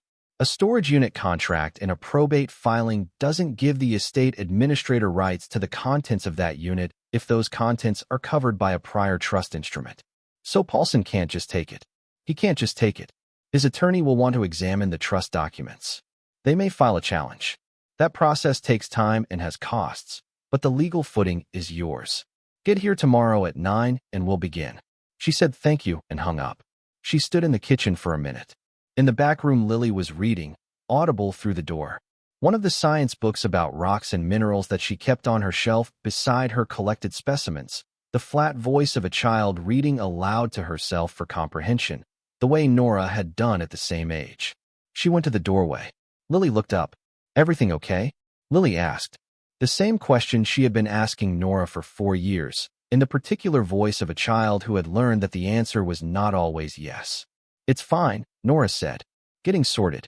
Lily looked at her for one more second. Then she went back to her book. Nora went to bed and lay in the dark and thought about the alloy lock on the door of Unit 47. About the cedar shelving Raymond had fitted himself. About 47 watches in their felt cases. About a building on Sycamore Street that had been a haberdashery and was now worth $4 million and had been generating monthly rent for 50 years while the world changed around it. About a 9-year-old Raymond Hollis watching his father go to work in a shop that was no longer his father's. About what that boy had learned and what he had built with that learning across the next 75 years. She fell asleep around midnight. The call from a lawyer's office came at 8:15 Friday morning, while she was getting Lily ready for school. The attorney identified herself as Carol Briggs, calling on behalf of Margaret Hollis Price of Westerville, Ohio, who was the court-recognized heir of the estate of Raymond Hollis. Ms. Briggs's voice had the professional neutrality of someone who made these calls regularly and did not have strong feelings about the particular one she was making. She said, Ms. Vega, my client understands you may have taken possession of items from the deceased estate during the apartment clearance. She's asking for a complete inventory of any items removed and for their immediate return to the estate account pending resolution of the estate proceedings. Nora was holding Lily's backpack in one hand and her phone in the other. She said, I have legal representation. You can contact Henry Wick at Thomas Wick & Associates in Boston. Ms. Briggs said, Are you declining to provide an inventory at this time? She said, I'm saying my attorney will be in contact. She hung up, helped Lily with her backpack, drove her to school, watched her walk in. Lily had found a new rock that morning on the path between the parking lot and the school entrance, a flat gray stone with a white stripe of quartz running through it. She had stopped to pick it up on the way in, examined it briefly, put it in her pocket. She hadn't missed a step. Nora drove to 14 Court Street. Henry Wick's office was on the 4th floor of a brick building 2 blocks from the courthouse, the kind of office that had been a law office for a long time. Tall windows, wooden floors, shelves of case reporters along one wall. Henry himself was 53, gray at the temples, with the contained energy of someone who did careful work under pressure and had been doing it long enough to be calm about it. He shook her hand and pointed her to a chair across from his desk, and she handed him both letters, the trust envelope, the 2022 amendment envelope, and the key ring. He read the letters, both of them, fully, without rushing. He opened the trust documents and read them. She sat across from him in the chair and waited. The window behind his desk showed Court Street, the cars pulling up to the courthouse, a man in a suit checking his phone on the sidewalk. He looked up. The original trust instrument is exactly as I remember it, he said. My father drafted it to be clean. There's no ambiguity in the activation clause. You found the letter, you have the key, you're presenting within the 60-day window. You're the trustee, she said. What does that mean for the building? Meridian Clockworks LLC transfers to your control as trustee. The tenants continue their leases. The rent continues depositing into the LLC operating account at First Commerce. You don't have to do anything with the building in the near term. It's been running itself for 50 years. He leaned back slightly. The building itself, he said. I want to give you the current picture. The 2022 appraisal came in at $1 million. Raymond had it appraised himself, on his own initiative, which he was thoughtful enough to share with my office. In the 2 years since, based on comparable sales in that corridor, I would estimate the value has increased to somewhere between 4.6 and 5.2 million. The neighborhood has continued appreciating. She sat with that number for a moment. Henry said, the monthly rent from the 3 tenants is $8,400. It deposits automatically into the LLC account. There's a reserve account attached that Raymond built up over the years for maintenance and capital expenses. Current balance in the reserve is just under $380,000. He looked at his notes. He was a very careful manager. And the watches? She said. We engage an appraiser. Horological specialist. I have two I've used before for estate work. The collection needs to be formally appraised for insurance and probate purposes before it can be sold or transferred. He paused. Ms. Vega, I want to give you a realistic picture. This isn't instantaneous. The full transfer and settlement will take 6 to 9 months, depending on whether the Ohio Cousins Challenge proceeds and what form it takes. She said, and in the meantime? He looked at her. He had thought of this too. She said, Raymond. In the meantime, Henry opened the desk drawer and took out a sealed envelope. He set it on the desk. He sent this to my office in August, he said, 3 months before he died. He asked me to hold it and give it to whoever activated the trust. He said to tell you it was practical. She looked at it. Her name was not on it, because Raymond hadn't known her name. It just said, for the careful one. She opened it. Inside, a cashier's check. $12,000. Drawn on the LLC operating account. Made out to cash. In Raymond's handwriting at the bottom of the stub, for the gap between finding and settling. I know it takes time. I am sorry for the inconvenience. Nora sat in the chair across from Henry Wick's desk with the check in her hands. She looked at it for a long time. Henry Wick said, gently, he really did think of everything. She didn't answer. She was thinking about a man she had never met, who had watched her from inside the habits of his organized and careful life, and had understood without being told that whoever found the letter might be someone who could not wait 6 months for the money to arrive. That whoever checked underneath might be someone who had learned to check underneath precisely because they could not afford to miss things. That carefulness, the specific kind he was looking for, was often a product of necessity rather than luxury. He had known what she was before she had told him a single word about herself. She folded the check and put it in her jacket pocket. Put her hand flat on it for a moment. In the gap between finding and settling. That was what it felt like, she thought. That was exactly what it felt like. These days, this year, this long, difficult passage of time she had been moving through since Daniel walked out with $24,000 and left her with the receipts. A gap. Not an ending. Not a disaster. Just a gap. The space between one thing and whatever came next. She had been filling it with cleanouts and Holyoke jobs, and the Traverse's bad breaks, and Joan Peralta's carefully worded patience. She had been filling it by being careful, by checking underneath things. Raymond Hollis had bridged the gap from the other side. She looked at Henry Wick. The challenges, she said, from Paulson and from the cousin. What do I need to do? He leaned forward and picked up a legal pad. Let me tell you exactly, he said. He explained it the way a careful person explained things. In order, without skipping steps, pausing at the points where she might have questions to see if she had them. Paulson's claim had no legal basis, he said. Harmon Properties was engaged as a clearance contractor, not as a state administrator. The cousin had been misidentified as a court-recognized heir.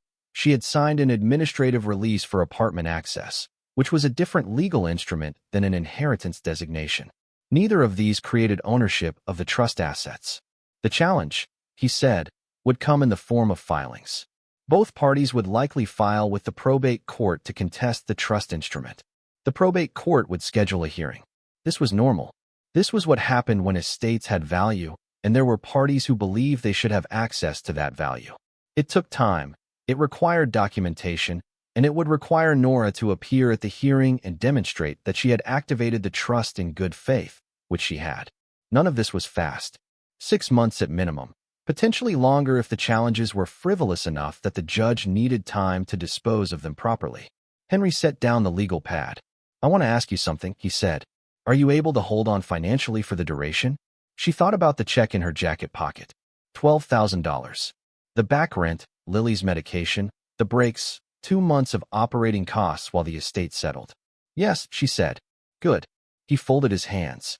Then let them file their challenges. The trust is solid. My father spent 2 years making it solid.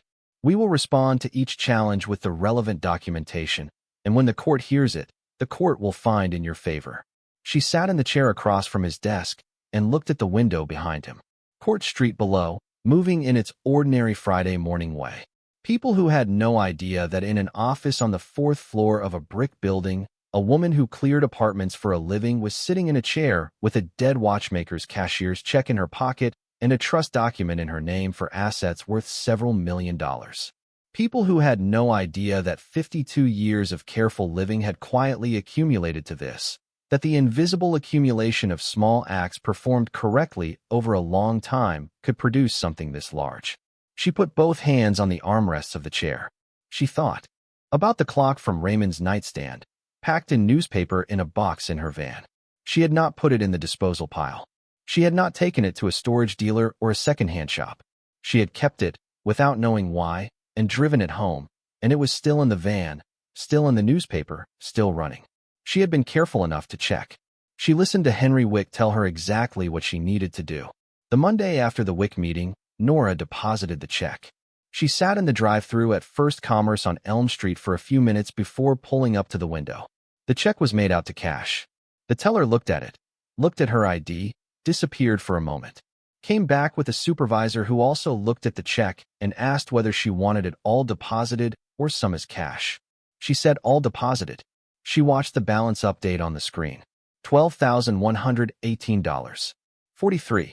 She sat in the drive-thru lane for a moment without pulling forward. 3 years of running the numbers every morning on a notepad. 3 years of the particular arithmetic of a person who could not afford to make mistakes. And now $12,118 on a screen, and 6 to 9 months of waiting before the rest of it was settled. She pulled forward, drove to Joan Peralta's office. Joan was at her desk, and she looked up with the expression of a woman who had been expecting this conversation and had prepared for several possible versions of it. She had extended patience for 4 months. She had been patient in the specific way of a long-term landlord, which was not soft patience, but a calibrated patience based on experience with which tenants came through and which did not. Nora put $2,400 in cash on the desk. Counted. Joan looked at it. Then at Nora. I got a good contract, Nora said. Joan counted it herself, the same careful way she counted everything. Then she looked up. You're paid current, she said. I'll note it. That was all. Nora drove to the mechanic on Palmer Street and left the Traverse for the break work. She called Lily's pharmacy and set up a 6-month auto refill on both inhalers. She drove home, sat at the kitchen table, looked at the notepad with the numbers on it for a moment. Then she put the notepad in the kitchen drawer and left it there. She sat at the empty table for a while. The table was just a table again. No numbers. No calculator. No arithmetic that didn't add up no matter how many times she worked it. She didn't know what to do with that yet. She thought it would take some time to learn what it felt like to sit at a table without running the numbers. She told Marcus on Tuesday. In the parking lot of the Holyoke facility after a morning job, the two of them leaning against their separate vehicles in the November cold with the kind of quiet that belonged to people who had worked alongside each other long enough to not need conversation between tasks. She told him the full picture. The trust, the building, the collection, the court challenges, the timeline. She told it in order, without editorializing, because that was how she communicated things large enough to distort in the telling. Marcus listened through all of it without interrupting. He was holding his coffee, and he looked at the parking lot while she talked, the particular way he looked at things when he was paying attention, which was not the way most people looked at things when they were paying attention. When she finished, he said, "The watchmaker left you a building." "Yes." "And a collection worth several million." "Yes." He was quiet for a moment. Then he said, "My grandfather. When he died, his shop in Stockholm. Everyone assumed it would go to my uncle. Had been assumed for years. But the will said it went to his apprentice. Swedish girl, 26, had been with him since she was 17. He had watched her work for 9 years. Your uncle contested it? For 2 years. She got it anyway. She still has the shop." Nora looked at him. He nodded slowly. "The cousin won't win," he said. She said she hoped he was right. She drove home. The probate court calendar was slow that winter. Henry Wick's request for a hearing date came back with a date in March, 4.5 months away. March 11th. During those months, Nora learned what it meant to carry something enormous in the ordinary container of a daily life. She got up each morning and made Lily's lunch and drove her to school, and went to work and came home and made dinner and asked about the math test and the rocks and the cafeteria pasta. She ran the numbers in her head without writing them down, because the numbers were now different enough that she didn't need to write them down. She paid her bills on time, for the first time in 3 years, without stress. She refilled Lily's prescriptions on the scheduled date, without checking the account balance first. None of this felt normal. It felt like wearing clothes that fit correctly for the first time in a long time, and not quite trusting the fit yet. She did not tell her mother. Her mother would tell other people, and other people would ask questions she was not ready to answer, and the questions would make the whole thing feel real in a way that felt dangerous before the hearing. She had been burned before by things that felt real before they were confirmed. She did not trust the feeling. She did not tell anyone except Marcus and Lily. Paulson's claim was dismissed in late November. Henry called her on a Thursday, his voice carrying the quality of a person confirming an expected outcome. The court rejected their standing, he said. They were never the estate administrator. They were a clearance contractor. Their attorney had to have known the argument was weak going in. She said, "So that's done. That part's done. We still have the cousins filing." Nothing more came from Paulson. His attorney apparently concluded there was no viable second approach and stopped. The cousins' challenge arrived in December. 3 arguments, filed by Gordon Tillis out of Columbus. "Henry, read them to her in full," she said, after he finished. "He's a thorough lawyer." "He is," Henry said. "The arguments are still wrong, but they're well-constructed wrong arguments. We'll answer them well." She spent December working and waiting. She had learned to wait the way you learned most necessary skills, through repeated practice with no alternative. The waiting of the legal process had a specific texture that was different from the ordinary waiting she was familiar with. Ordinary waiting had an end you could see. Legal waiting had a date on a calendar that was 4 months away and could theoretically move, and between now and then anything could happen and probably wouldn't but could. She went to work. She handled people's things carefully. She came home. She helped Lily with the homework and the microscope and the reorganized rock collection. She sat at the kitchen table without the notepad and drank her coffee and watched the clock on the windowsill keep running. Some nights, she drove past Bay State Storage on Hooper Avenue without going in. She did not go in again after the first visit. She had done what she needed to do there. She did not need to stand in the unit and look at the felt cases again to know what was in them. She knew what was in them. She was just driving past to confirm that the building was still standing, which was not something she needed to confirm, but which she did anyway, the way you pressed a door twice to confirm it was locked even after the lock clicked. The building was always still standing. She thought about the dresser drawer, the warp on the left rear corner, the 4 strips of tape. The cousins' 3 arguments came in December. Henry read them to her in full over the phone. The trust improperly executed. The activation condition too vague. Raymond had lacked testamentary capacity in 2022. She said, the vagueness argument. "Does it concern you? They're going to have to explain to a judge," Henry said, "that a man who spent 42 years as a master watchmaker was incapable of writing a precise condition. My father's drafting covered this. The trust doesn't say whoever checks underneath something. It specifies the object, the location, and the physical action. It's a key unlock condition. Either it's met or it isn't. And it's met," she said. "She met it on a Wednesday afternoon in November," he said. "Yes," she said. The 3rd argument. Testamentary capacity. "I have Raymond's physical records from 2021 and 2022, which he authorized to be released to the trust. His physician reported no cognitive impairment at the last 2 appointments. And I spoke to him for 3 hours over 2 sessions when we drafted the amendment. He was precise. He knew exactly what he was doing. He was the most deliberate client I've had in 20 years. She believed that. She worked through November and December and into January. Estate jobs, the Holyoke contract, 2 jobs that came through a property management referral Frank de Zurich had passed her way. She worked carefully, the way she always worked, and she did not count on anything that hadn't been confirmed in writing by a person with a law degree. She had $9,000 in the bank after the immediate debts, and she managed it with the same precision she had managed $118. The arithmetic of careful people did not change based on how much was in the account. The arithmetic was the same. You knew what you had. You knew what you needed. You spent less than the difference. Some mornings she sat at the kitchen table without the notepad and felt the absence of it as a kind of vertigo, the specific unsteadiness of someone who had organized her days around a ritual that the ritual's reason for existing had partly dissolved. She kept the notepad in the drawer. She left it there. The vertigo faded slowly, the way vertigo always faded, Not all at once, but in increments you only noticed in retrospect. In January, she drove past 818 Sycamore Street. The building was a three-story brick commercial structure at the corner of Sycamore and Marshall, the kind of building that had probably been a neighborhood anchor in the early 20th century and had survived decades of decline through the simple advantage of having been built well.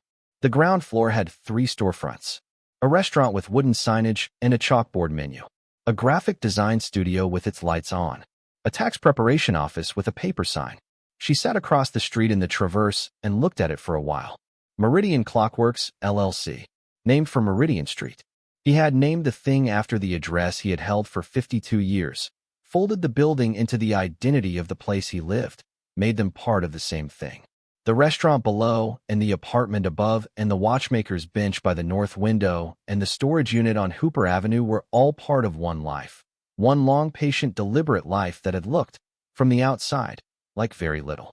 She sat across the street in the Traverse and looked at the building and thought, from the outside, her life had also looked like very little for a long time.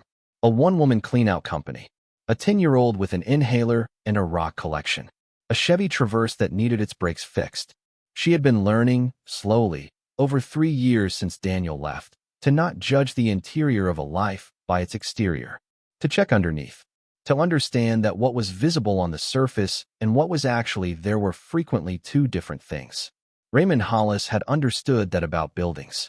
He had bought one for $22,000 that nobody else wanted in 1974 and had managed it quietly for 50 years. He had understood that about people too, which was why he had watched from his north window for so long, sorting the careful from the careless, waiting for the one who would check underneath. The restaurant below was getting ready for the lunch service. She could see the chalkboard in the window. She drove to the professor's estate. Job 3 blocks over. In February, she went back to 4019 Meridian Street. The building was actively under renovation. Scaffolding on the front face, painters' vans at the curb, a dumpster in the side alley she recognized as the same one she had filled in November. The entrance had been replaced already, new glass where the old doors had been. She was standing on the sidewalk looking up when Rita Malone came out of the front entrance with a shopping bag. Rita stopped, looked at her. "You came back. I wanted to see it." They looked at the scaffolding together for a moment. "I'm moving in March," Rita said. "They gave me 3 months off rent to go early." I said yes. "I've been here 12 years. She paused. "He was here the whole time I was here, and longer before that." Nora said, "I found something when I was clearing his apartment." Rita looked at her. "An envelope." He taped it under a dresser drawer. It was a letter and a key. He left it for whoever cleared his apartment carefully enough to find it. "What did it lead to?" Rita asked.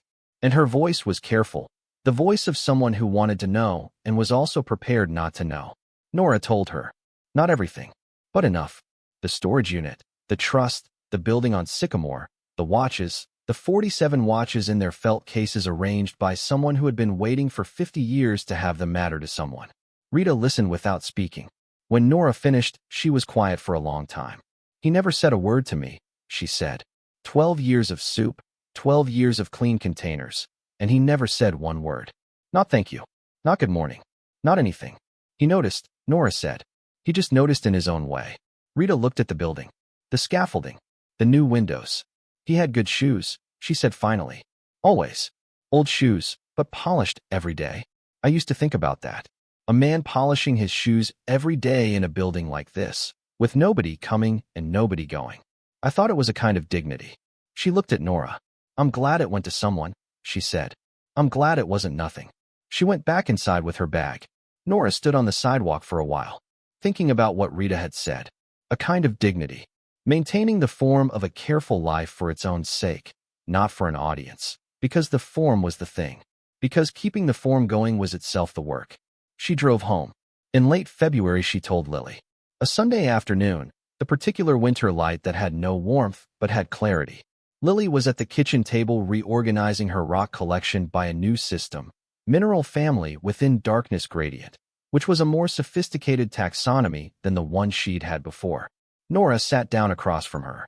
I want to tell you the whole story, she said. Lily put down the rock she was holding, looked at Nora with her full attention, the look she kept for things she had decided were important. Nora told it from the beginning. The calculator on the kitchen table the morning Paulson called. The apartment on Meridian Street and the beeswax smell and the workbench under the north window. Frank de Zurich saying you could set a clock by him. Rita and the soup and the clean containers. Derek Paulson saying just junk. The stuck drawer on the left side.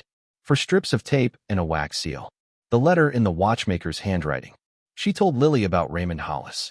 About Prague in 1939 and his father's workshop on Jakubska Street, and what nationalization looked like to a 9-year-old boy. About Vienna, and then America and 42 years at a bench on Dunmore Street. About the newspapers bundled by year and the receipts in the sliding lid box and the clock wound every night on the nightstand.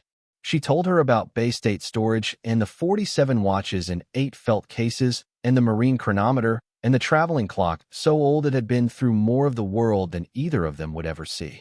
She told her about Henry Wick and the trust his father had drafted in 2 years of careful work and the $12,000 check that set for the gap between finding and settling. She told her about 818 Sycamore Street, about Meridian Clockworks LLC and 50 years of property management records in a locked filing cabinet, about the building worth somewhere between $4 and $5 million that Raymond had bought for $22,000 in 1974 when nobody wanted it. Lily listened the way she always listened to things she decided were serious. Hands still on the table, eyes on Nora's face. No questions until the whole thing was told. When Nora finished, Lily was quiet for a moment. He didn't know your name, she said. No, he just knew you checked underneath. That's right. Lily thought about this. She looked at the rocks laid out on the table. She picked up the flat, gray granite with the white quartz vein she had found on the path to school and turned it over, looking at the underside. I check underneath too, she said. Nora looked at her daughter. I know you do. Lily placed the rock back carefully, aligned it in its category. Is it ours? She said. The building and the watches. After the hearing. After the hearing, yes. Are you scared? Nora thought about that honestly. The way Lily's questions required you to think honestly. A little, she said. For a long time it felt like something I wasn't allowed to count on. It still does, a little. Lily looked at her rocks. He was scared too, she said. That's why he kept everything in a storage unit. He was scared it would be taken the way his father's shop was taken. Nora sat across from her daughter and looked at the 10-year-old face processing this, putting it in its place among the other things she understood about the world, her particular way of seeing patterns in things most people looked past. Maybe, Nora said. Lily picked up another rock, placed it in its category. I think the watches should stay together, she said. I don't think he would have wanted them separated. Nora looked at her daughter. The 10-year-old logic of it was both simpler and more correct than the financial analysis that Grantham would produce. Individual sales generated more money. But Lily was right that Raymond had assembled them as a collection, each one chosen with intention, each one in relation to the others, and that the collection had a coherence that the individual watches wouldn't have on their own. Maybe, Nora said. I'll think about that. Lily placed another rock in its category. Then she looked up. Was he lonely? She said. Nora thought about that. About the single mug on the counter. About 12 years of soup returned with clean containers, no conversation. About the receipt bundles organized by year. About 52 years in one place. I think he chose his life, she said. I think he knew what he was choosing. That's not the same as not lonely. No, Nora said. It's not. Lily thought about this. She picked up the gray granite with the quartz vein and held it in her palm, looking at it. I think he was okay, she said finally. I think he was okay because he kept doing the work. She put the rock down. Like the clock. You wind it, and it keeps going. That's what the work is for. Nora sat across the kitchen table from her daughter and thought about all the ways a 10-year-old could understand something better than the adults around her. Not because she was wiser, but because she hadn't yet learned to protect herself from understanding things that were true but hard. She said, I think you're right. Lily went back to her rocks. The horological appraiser was a man named Peter Grantham, 60 years old, out of New York, who had spent 3 decades appraising estate collections for the major auction houses. When Henry Wick described the collection over the phone, Grantham had asked a series of specific questions and then gone quiet in a way Henry described to Nora as a good sign. Grantham came to Unit 47 on a Thursday in late January with 2 assistants and 4 carrying cases. He spent 6 hours in the unit. Nora sat in the B corridor for the first hour, reading her phone, then drove to a nearby diner and had lunch, then came back. When Grantham emerged at 4:30, he had the expression of someone who had spent 6 hours doing something they very much liked doing. He shook her hand. "Ms. Vega," he said, "this is a serious collection. Not impressive, not remarkable. Serious." The word of a professional who understood the difference between those words and was choosing the right one. She asked for the range. Conservatively, he said, 2.1 to 2.8 million at auction for the full collection. He paused. There are two pieces that could individually sell significantly higher depending on who's in the room. The Patek Philippe from 1953 and the Breguet pocket watch are both museum quality. They could attract institutional buyers. She sat with those numbers. He had an extraordinary eye, Grantham said. Not just for quality, for undervaluation. He bought things that other buyers didn't recognize the value of. That's a rarer skill than the collecting itself. She thought about a watchmaker who had spent 42 years recognizing what other people didn't know to look for. She thought about that skill applied not just to objects but to people. To a woman who would show up 49 days after his death and check underneath a dresser drawer, because that was how she had learned to do the work. She thanked Grantham and went home.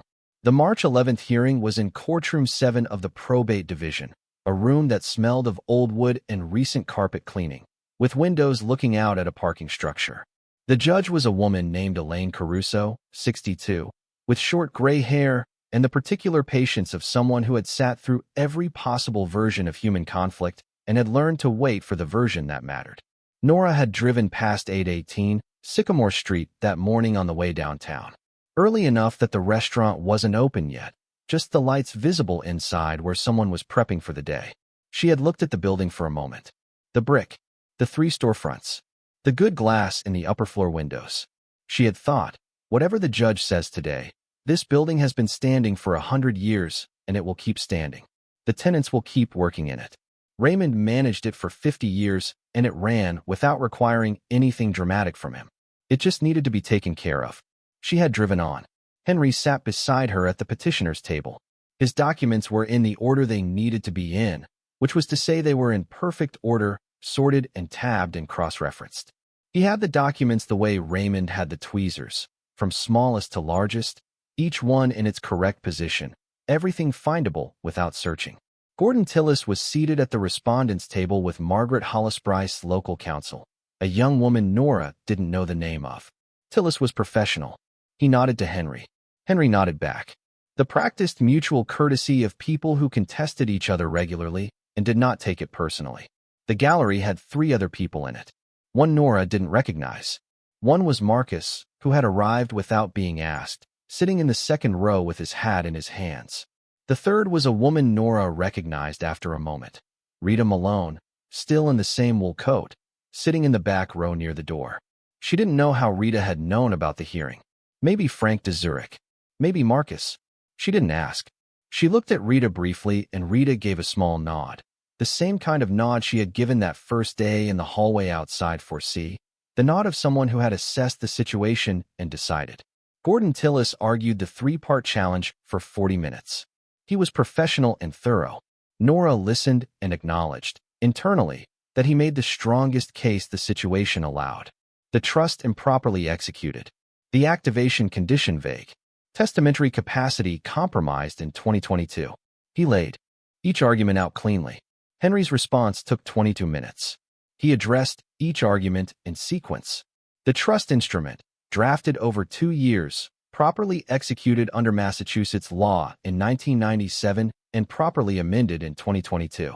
The activation condition, specific as to object, location, and action. Raymond's medical records from 2021 and 2022. His own sworn statement describing the 2022 amendment sessions, 3 hours of deliberate, lucid, precise conversation about the trust's terms.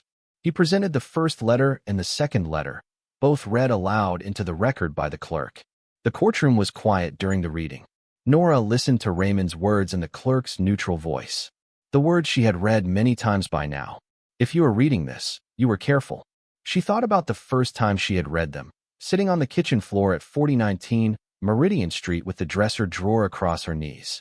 She thought about how much she had not known then about what she was reading, about the 52 years of life behind the careful handwriting, about the boy in Prague, the workshop on Jakubska Street, the father who had kept going. She knew more now. She still did not know everything, but she knew enough. Judge Caruso asked 2 questions of Tillis.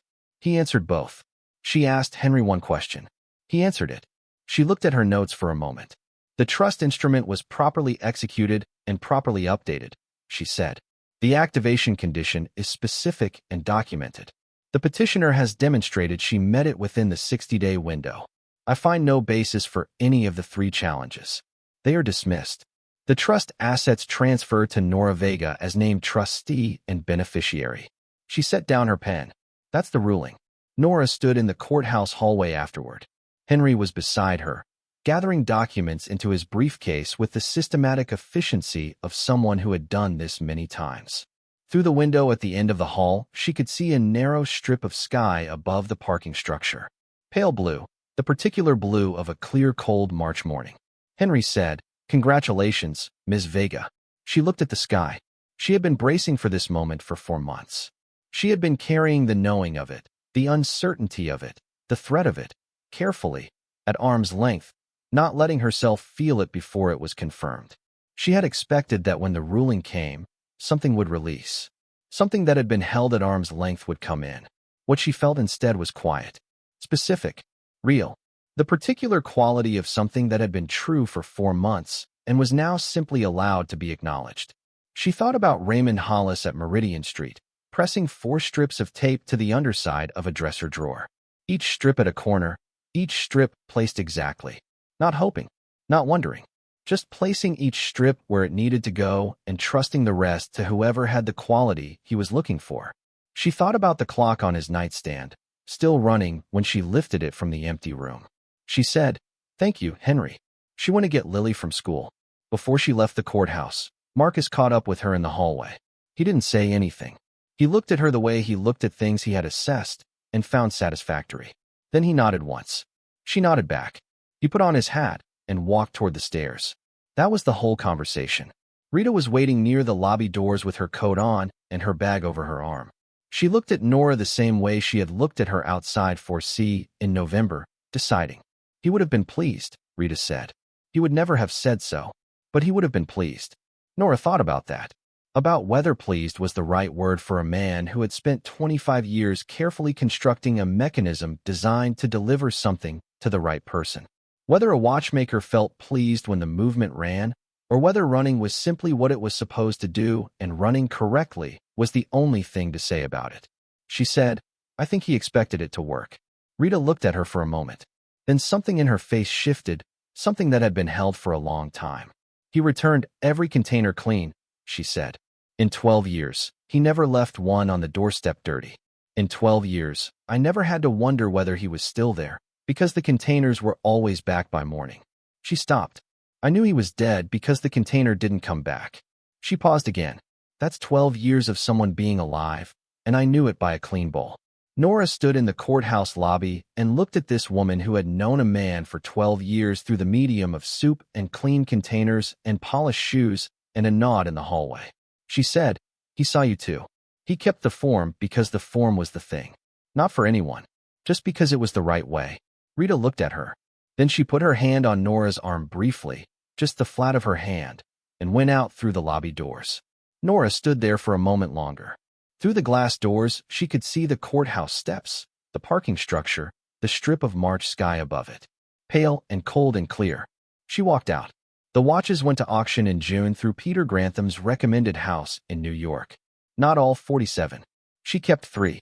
The marine chronometer, because it had been built to keep time correctly under conditions that would destroy lesser mechanisms, and she respected what that said about the purpose of good construction. The small worn traveling clock, which was so old she felt it had been through more of the world than either explanation or sale could do justice to. And the wristwatch with the cracked crystal that Raymond had been wearing until the end. That one she took to a watchmaker. The watchmaker's name was Theodora Marine. She had found the name in the filing cabinet at Unit 47. In the payroll records from Hollis Watch and Clock Repair, covering 1992 through 1998, Theodora's name appeared on 6 years of entries, written in Raymond's hand with a care that felt slightly different from the surrounding entries, as though he had written it with the specific attention he brought to things that mattered to him. Theodora had her own shop on a side street in the south end of Boston, still a one-woman operation 25 years after she had opened it. Nora found the address through the state's business licensing records and walked in on a Thursday morning with the watch in a cloth. Theodora was at her bench when Nora came in, bent over a movement under a loupe. She was 52, compact, with close-cut silver hair and the stillness of someone who had spent decades working in small things. She looked up. Nora set the watch on the counter. Theodora's hands went still. She looked at the watch, then at Nora. "This is Raymond's," she said. "Not a question. I cleared his apartment last November. He left a trust. I'm the beneficiary." Theodora picked up the watch in both hands and held it the way you held something you had held before and were holding again after a long absence. She turned it over, looked at the case back, which was plain, no inscription, no engraving. "I was with him for 6 years," she said. She set the watch down on the bench pad. "He taught me most of what I know." She looked at the cracked crystal. "He was an extraordinary watchmaker." She paused. "He was also a solitary man. I don't think I understood that fully when I was 25. Nora said, "He waited 52 years to leave what he had to the right person. He set conditions. He watched who came through." Theodora looked at her. "He used to say," she said, "the best thing about a watch is that it keeps going when no one is looking. You wind it, and it keeps time whether you're watching it or not. That's the point of a watch. Not that it tells you the time, that it keeps time regardless." She picked up the watch. "He lived like that too," she said quietly. "He kept going whether or not anyone was looking. He thought that was what you were supposed to do." Nora stood at the counter and thought about the receipts in the labeled bundles, the newspapers by year, the twice-daily walk to Dunmore Street in rain and snow. The building on Sycamore managed alone for 50 years. The trust documents updated in 2022 with no audience except Henry Wick and a clerk. He kept going whether or not anyone was watching. Theodora looked at the watch for a moment. "Was he happy?" she said. "At the end. Do you know?" "I didn't know him," Nora said. "I only know what he left." Theodora nodded. She turned the watch over in her hands. "He was happy when the work was good," she said. "I can tell you that. When a movement was running correctly, when he had solved a problem that took him a long time to solve, he had this specific expression. Not a smile exactly. Something more contained than that. Like a person who has confirmed something they already knew to be true and feels the satisfaction of having been correct." She set the watch on the bench pad. "I think he believed the work was good," Nora said. "All of it. The watches, the building, the trust. I think he believed he had done it correctly." Theodora looked at her. "He did," she said simply. She left the watch for the new crystal. Picked it up on Saturday. Wounded herself, standing at Theodora's bench, the first time. The second hand began to move. Clear Start Estate Services kept operating. Nora did not close the company. She had thought about it. At some point in the winter when the trust's existence had started to feel real rather than theoretical, whether the work she had been doing to survive was work she would continue doing when survival was no longer the reason. She had thought about it for a few days and then stopped thinking about it, because the answer was already clear. She would continue. Not because she had to, because she was good at it, and because the work mattered. The careful handling of what people left behind was a form of respect that the world mostly did not offer those people while they were alive, and certainly did not offer them after they were gone. She understood that better than she had before November. She thought about the wooden box of receipts at the bottom of Raymond's kitchen cabinet, the first year's bundle, the rubber band crumbling to dust when she touched it. She thought about the check novels with the notes in the margins, the loops hanging in their graduated row. Someone had needed to handle those things, and that person had needed to understand their value even without knowing their market price. That was the work. That was what it meant to clear an apartment correctly. She hired a second full-time worker in the spring, Elena Reyes, who had been doing gig economy cleaning work for 4 years and who had, during her interview job, handled a client's fragile items with the specific attention they deserved. Nora watched her for 2 hours and offered her the job. She bought a second cargo van. She raised her rates. She kept the building on Sycamore Street, not just as an investment. She kept it the way Raymond had kept it, as a responsibility. Meridian Clockworks, LLC, under new management. She read every file in the cabinet over 3 weeks of evenings at the kitchen table, all 50 years of them. The $22,000 purchase in January 1974. The first tenant in 1975, a shoe repair shop that had lasted 11 years. The renovation of the second floor in 1983, detailed in pencil on graph paper with measurements in the margins. The roof replacement in 1996, $18,400 paid from the reserve. The restaurant tenant who had been in the ground floor corner space since 2009, the same family, the same menu on the chalkboard. She learned the building's history in Raymond's handwriting the same way she had learned the apartment's history by working through it, object by object, year by year, not skipping anything, checking underneath things. The tenant leases renewed on their existing terms. She hired the plumbing contractor whose name appeared in the maintenance records 16 times over 20 years. When she called him, he said he was glad the building would keep being taken care of. For Lily, a college fund, fully established, the figure chosen to cover 4 years at a school Lily could choose based on what she wanted to study rather than what was within reach. The medication on auto refill for 2 years. New inhalers at home, in the car, at the school nurse's office. In June, the field microscope from the catalog. And something Nora had decided in January, during the waiting. When the trust settled, she would tell Lily the whole story. Not a version of it. The whole thing, in order, the way it had actually happened. Lily deserved to understand where things came from. Lily would be 10 years old for only a little while longer, and the quality she had at 10, the attention to small things, the willingness to check underneath, needed to be named and honored before the world had a chance to tell her it wasn't worth her time. In November, on the anniversary of Raymond's death, she sent a donation to the Czech Cultural Center in Boston. The letter said the gift came from the estate of Raymond Hollis. He had wished, in his lifetime, to have been more connected to the community he came from. He was not. This was to make up some of the distance. She did not know if that was exactly what he would have wanted. She could not ask him. She did what seemed right with the information she had, which was what she had always done. Lily used the field microscope on her existing collection that first evening in June. She worked for 3 hours at the kitchen table, examining each specimen methodically, recording what she found in a notebook with the specific vocabulary she had been building from her library books. Crystal structures, fracture patterns, mineral inclusions she hadn't been able to see with the naked eye. She wrote everything down. Every rock got its own entry. At the end of the 3 hours, she had 11 pages of notes. She said she was naming 2 specimens after Raymond Hollis. The piece of gray granite with the white quartz vein she had found on the path to school in November, which under the microscope showed a secondary mineral inclusion she identified as feldspar, and the flat red stone from the mall parking lot, which showed under magnification a crystalline structure she described as remarkable. "I'm naming this one Raymond," she said, holding up the granite, "because he's the reason I can see what's inside it.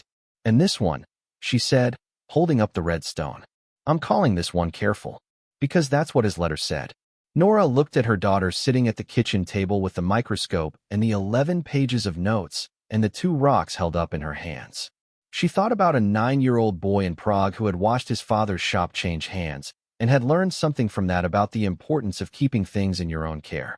She thought about what that lesson looked like, passed through a lifetime of deliberate work, arriving finally at a 10-year-old girl in western Massachusetts who named her rocks after the qualities she found most worth honoring.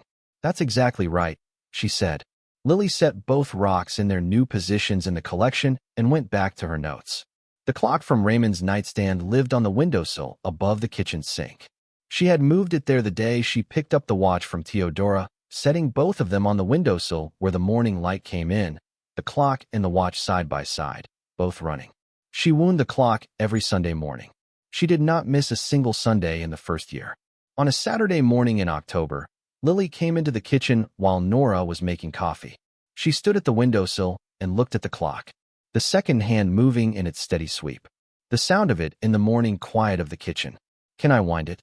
she said. Nora got the key from the small drawer where she kept it and handed it to her. Lily took it carefully. She had watched Nora do it twice, and she knew the motion. She inserted the key and wound it in the direction of the arrow on the case, the right number of turns, and then held the clock while it ran the first seconds of the new week under her hands. She set it back on the windowsill with both hands and stood back and looked at it. "It keeps going," she said. "Yes," Nora said, "even when nobody's watching." Nora poured her coffee and looked out the window at the parking lot.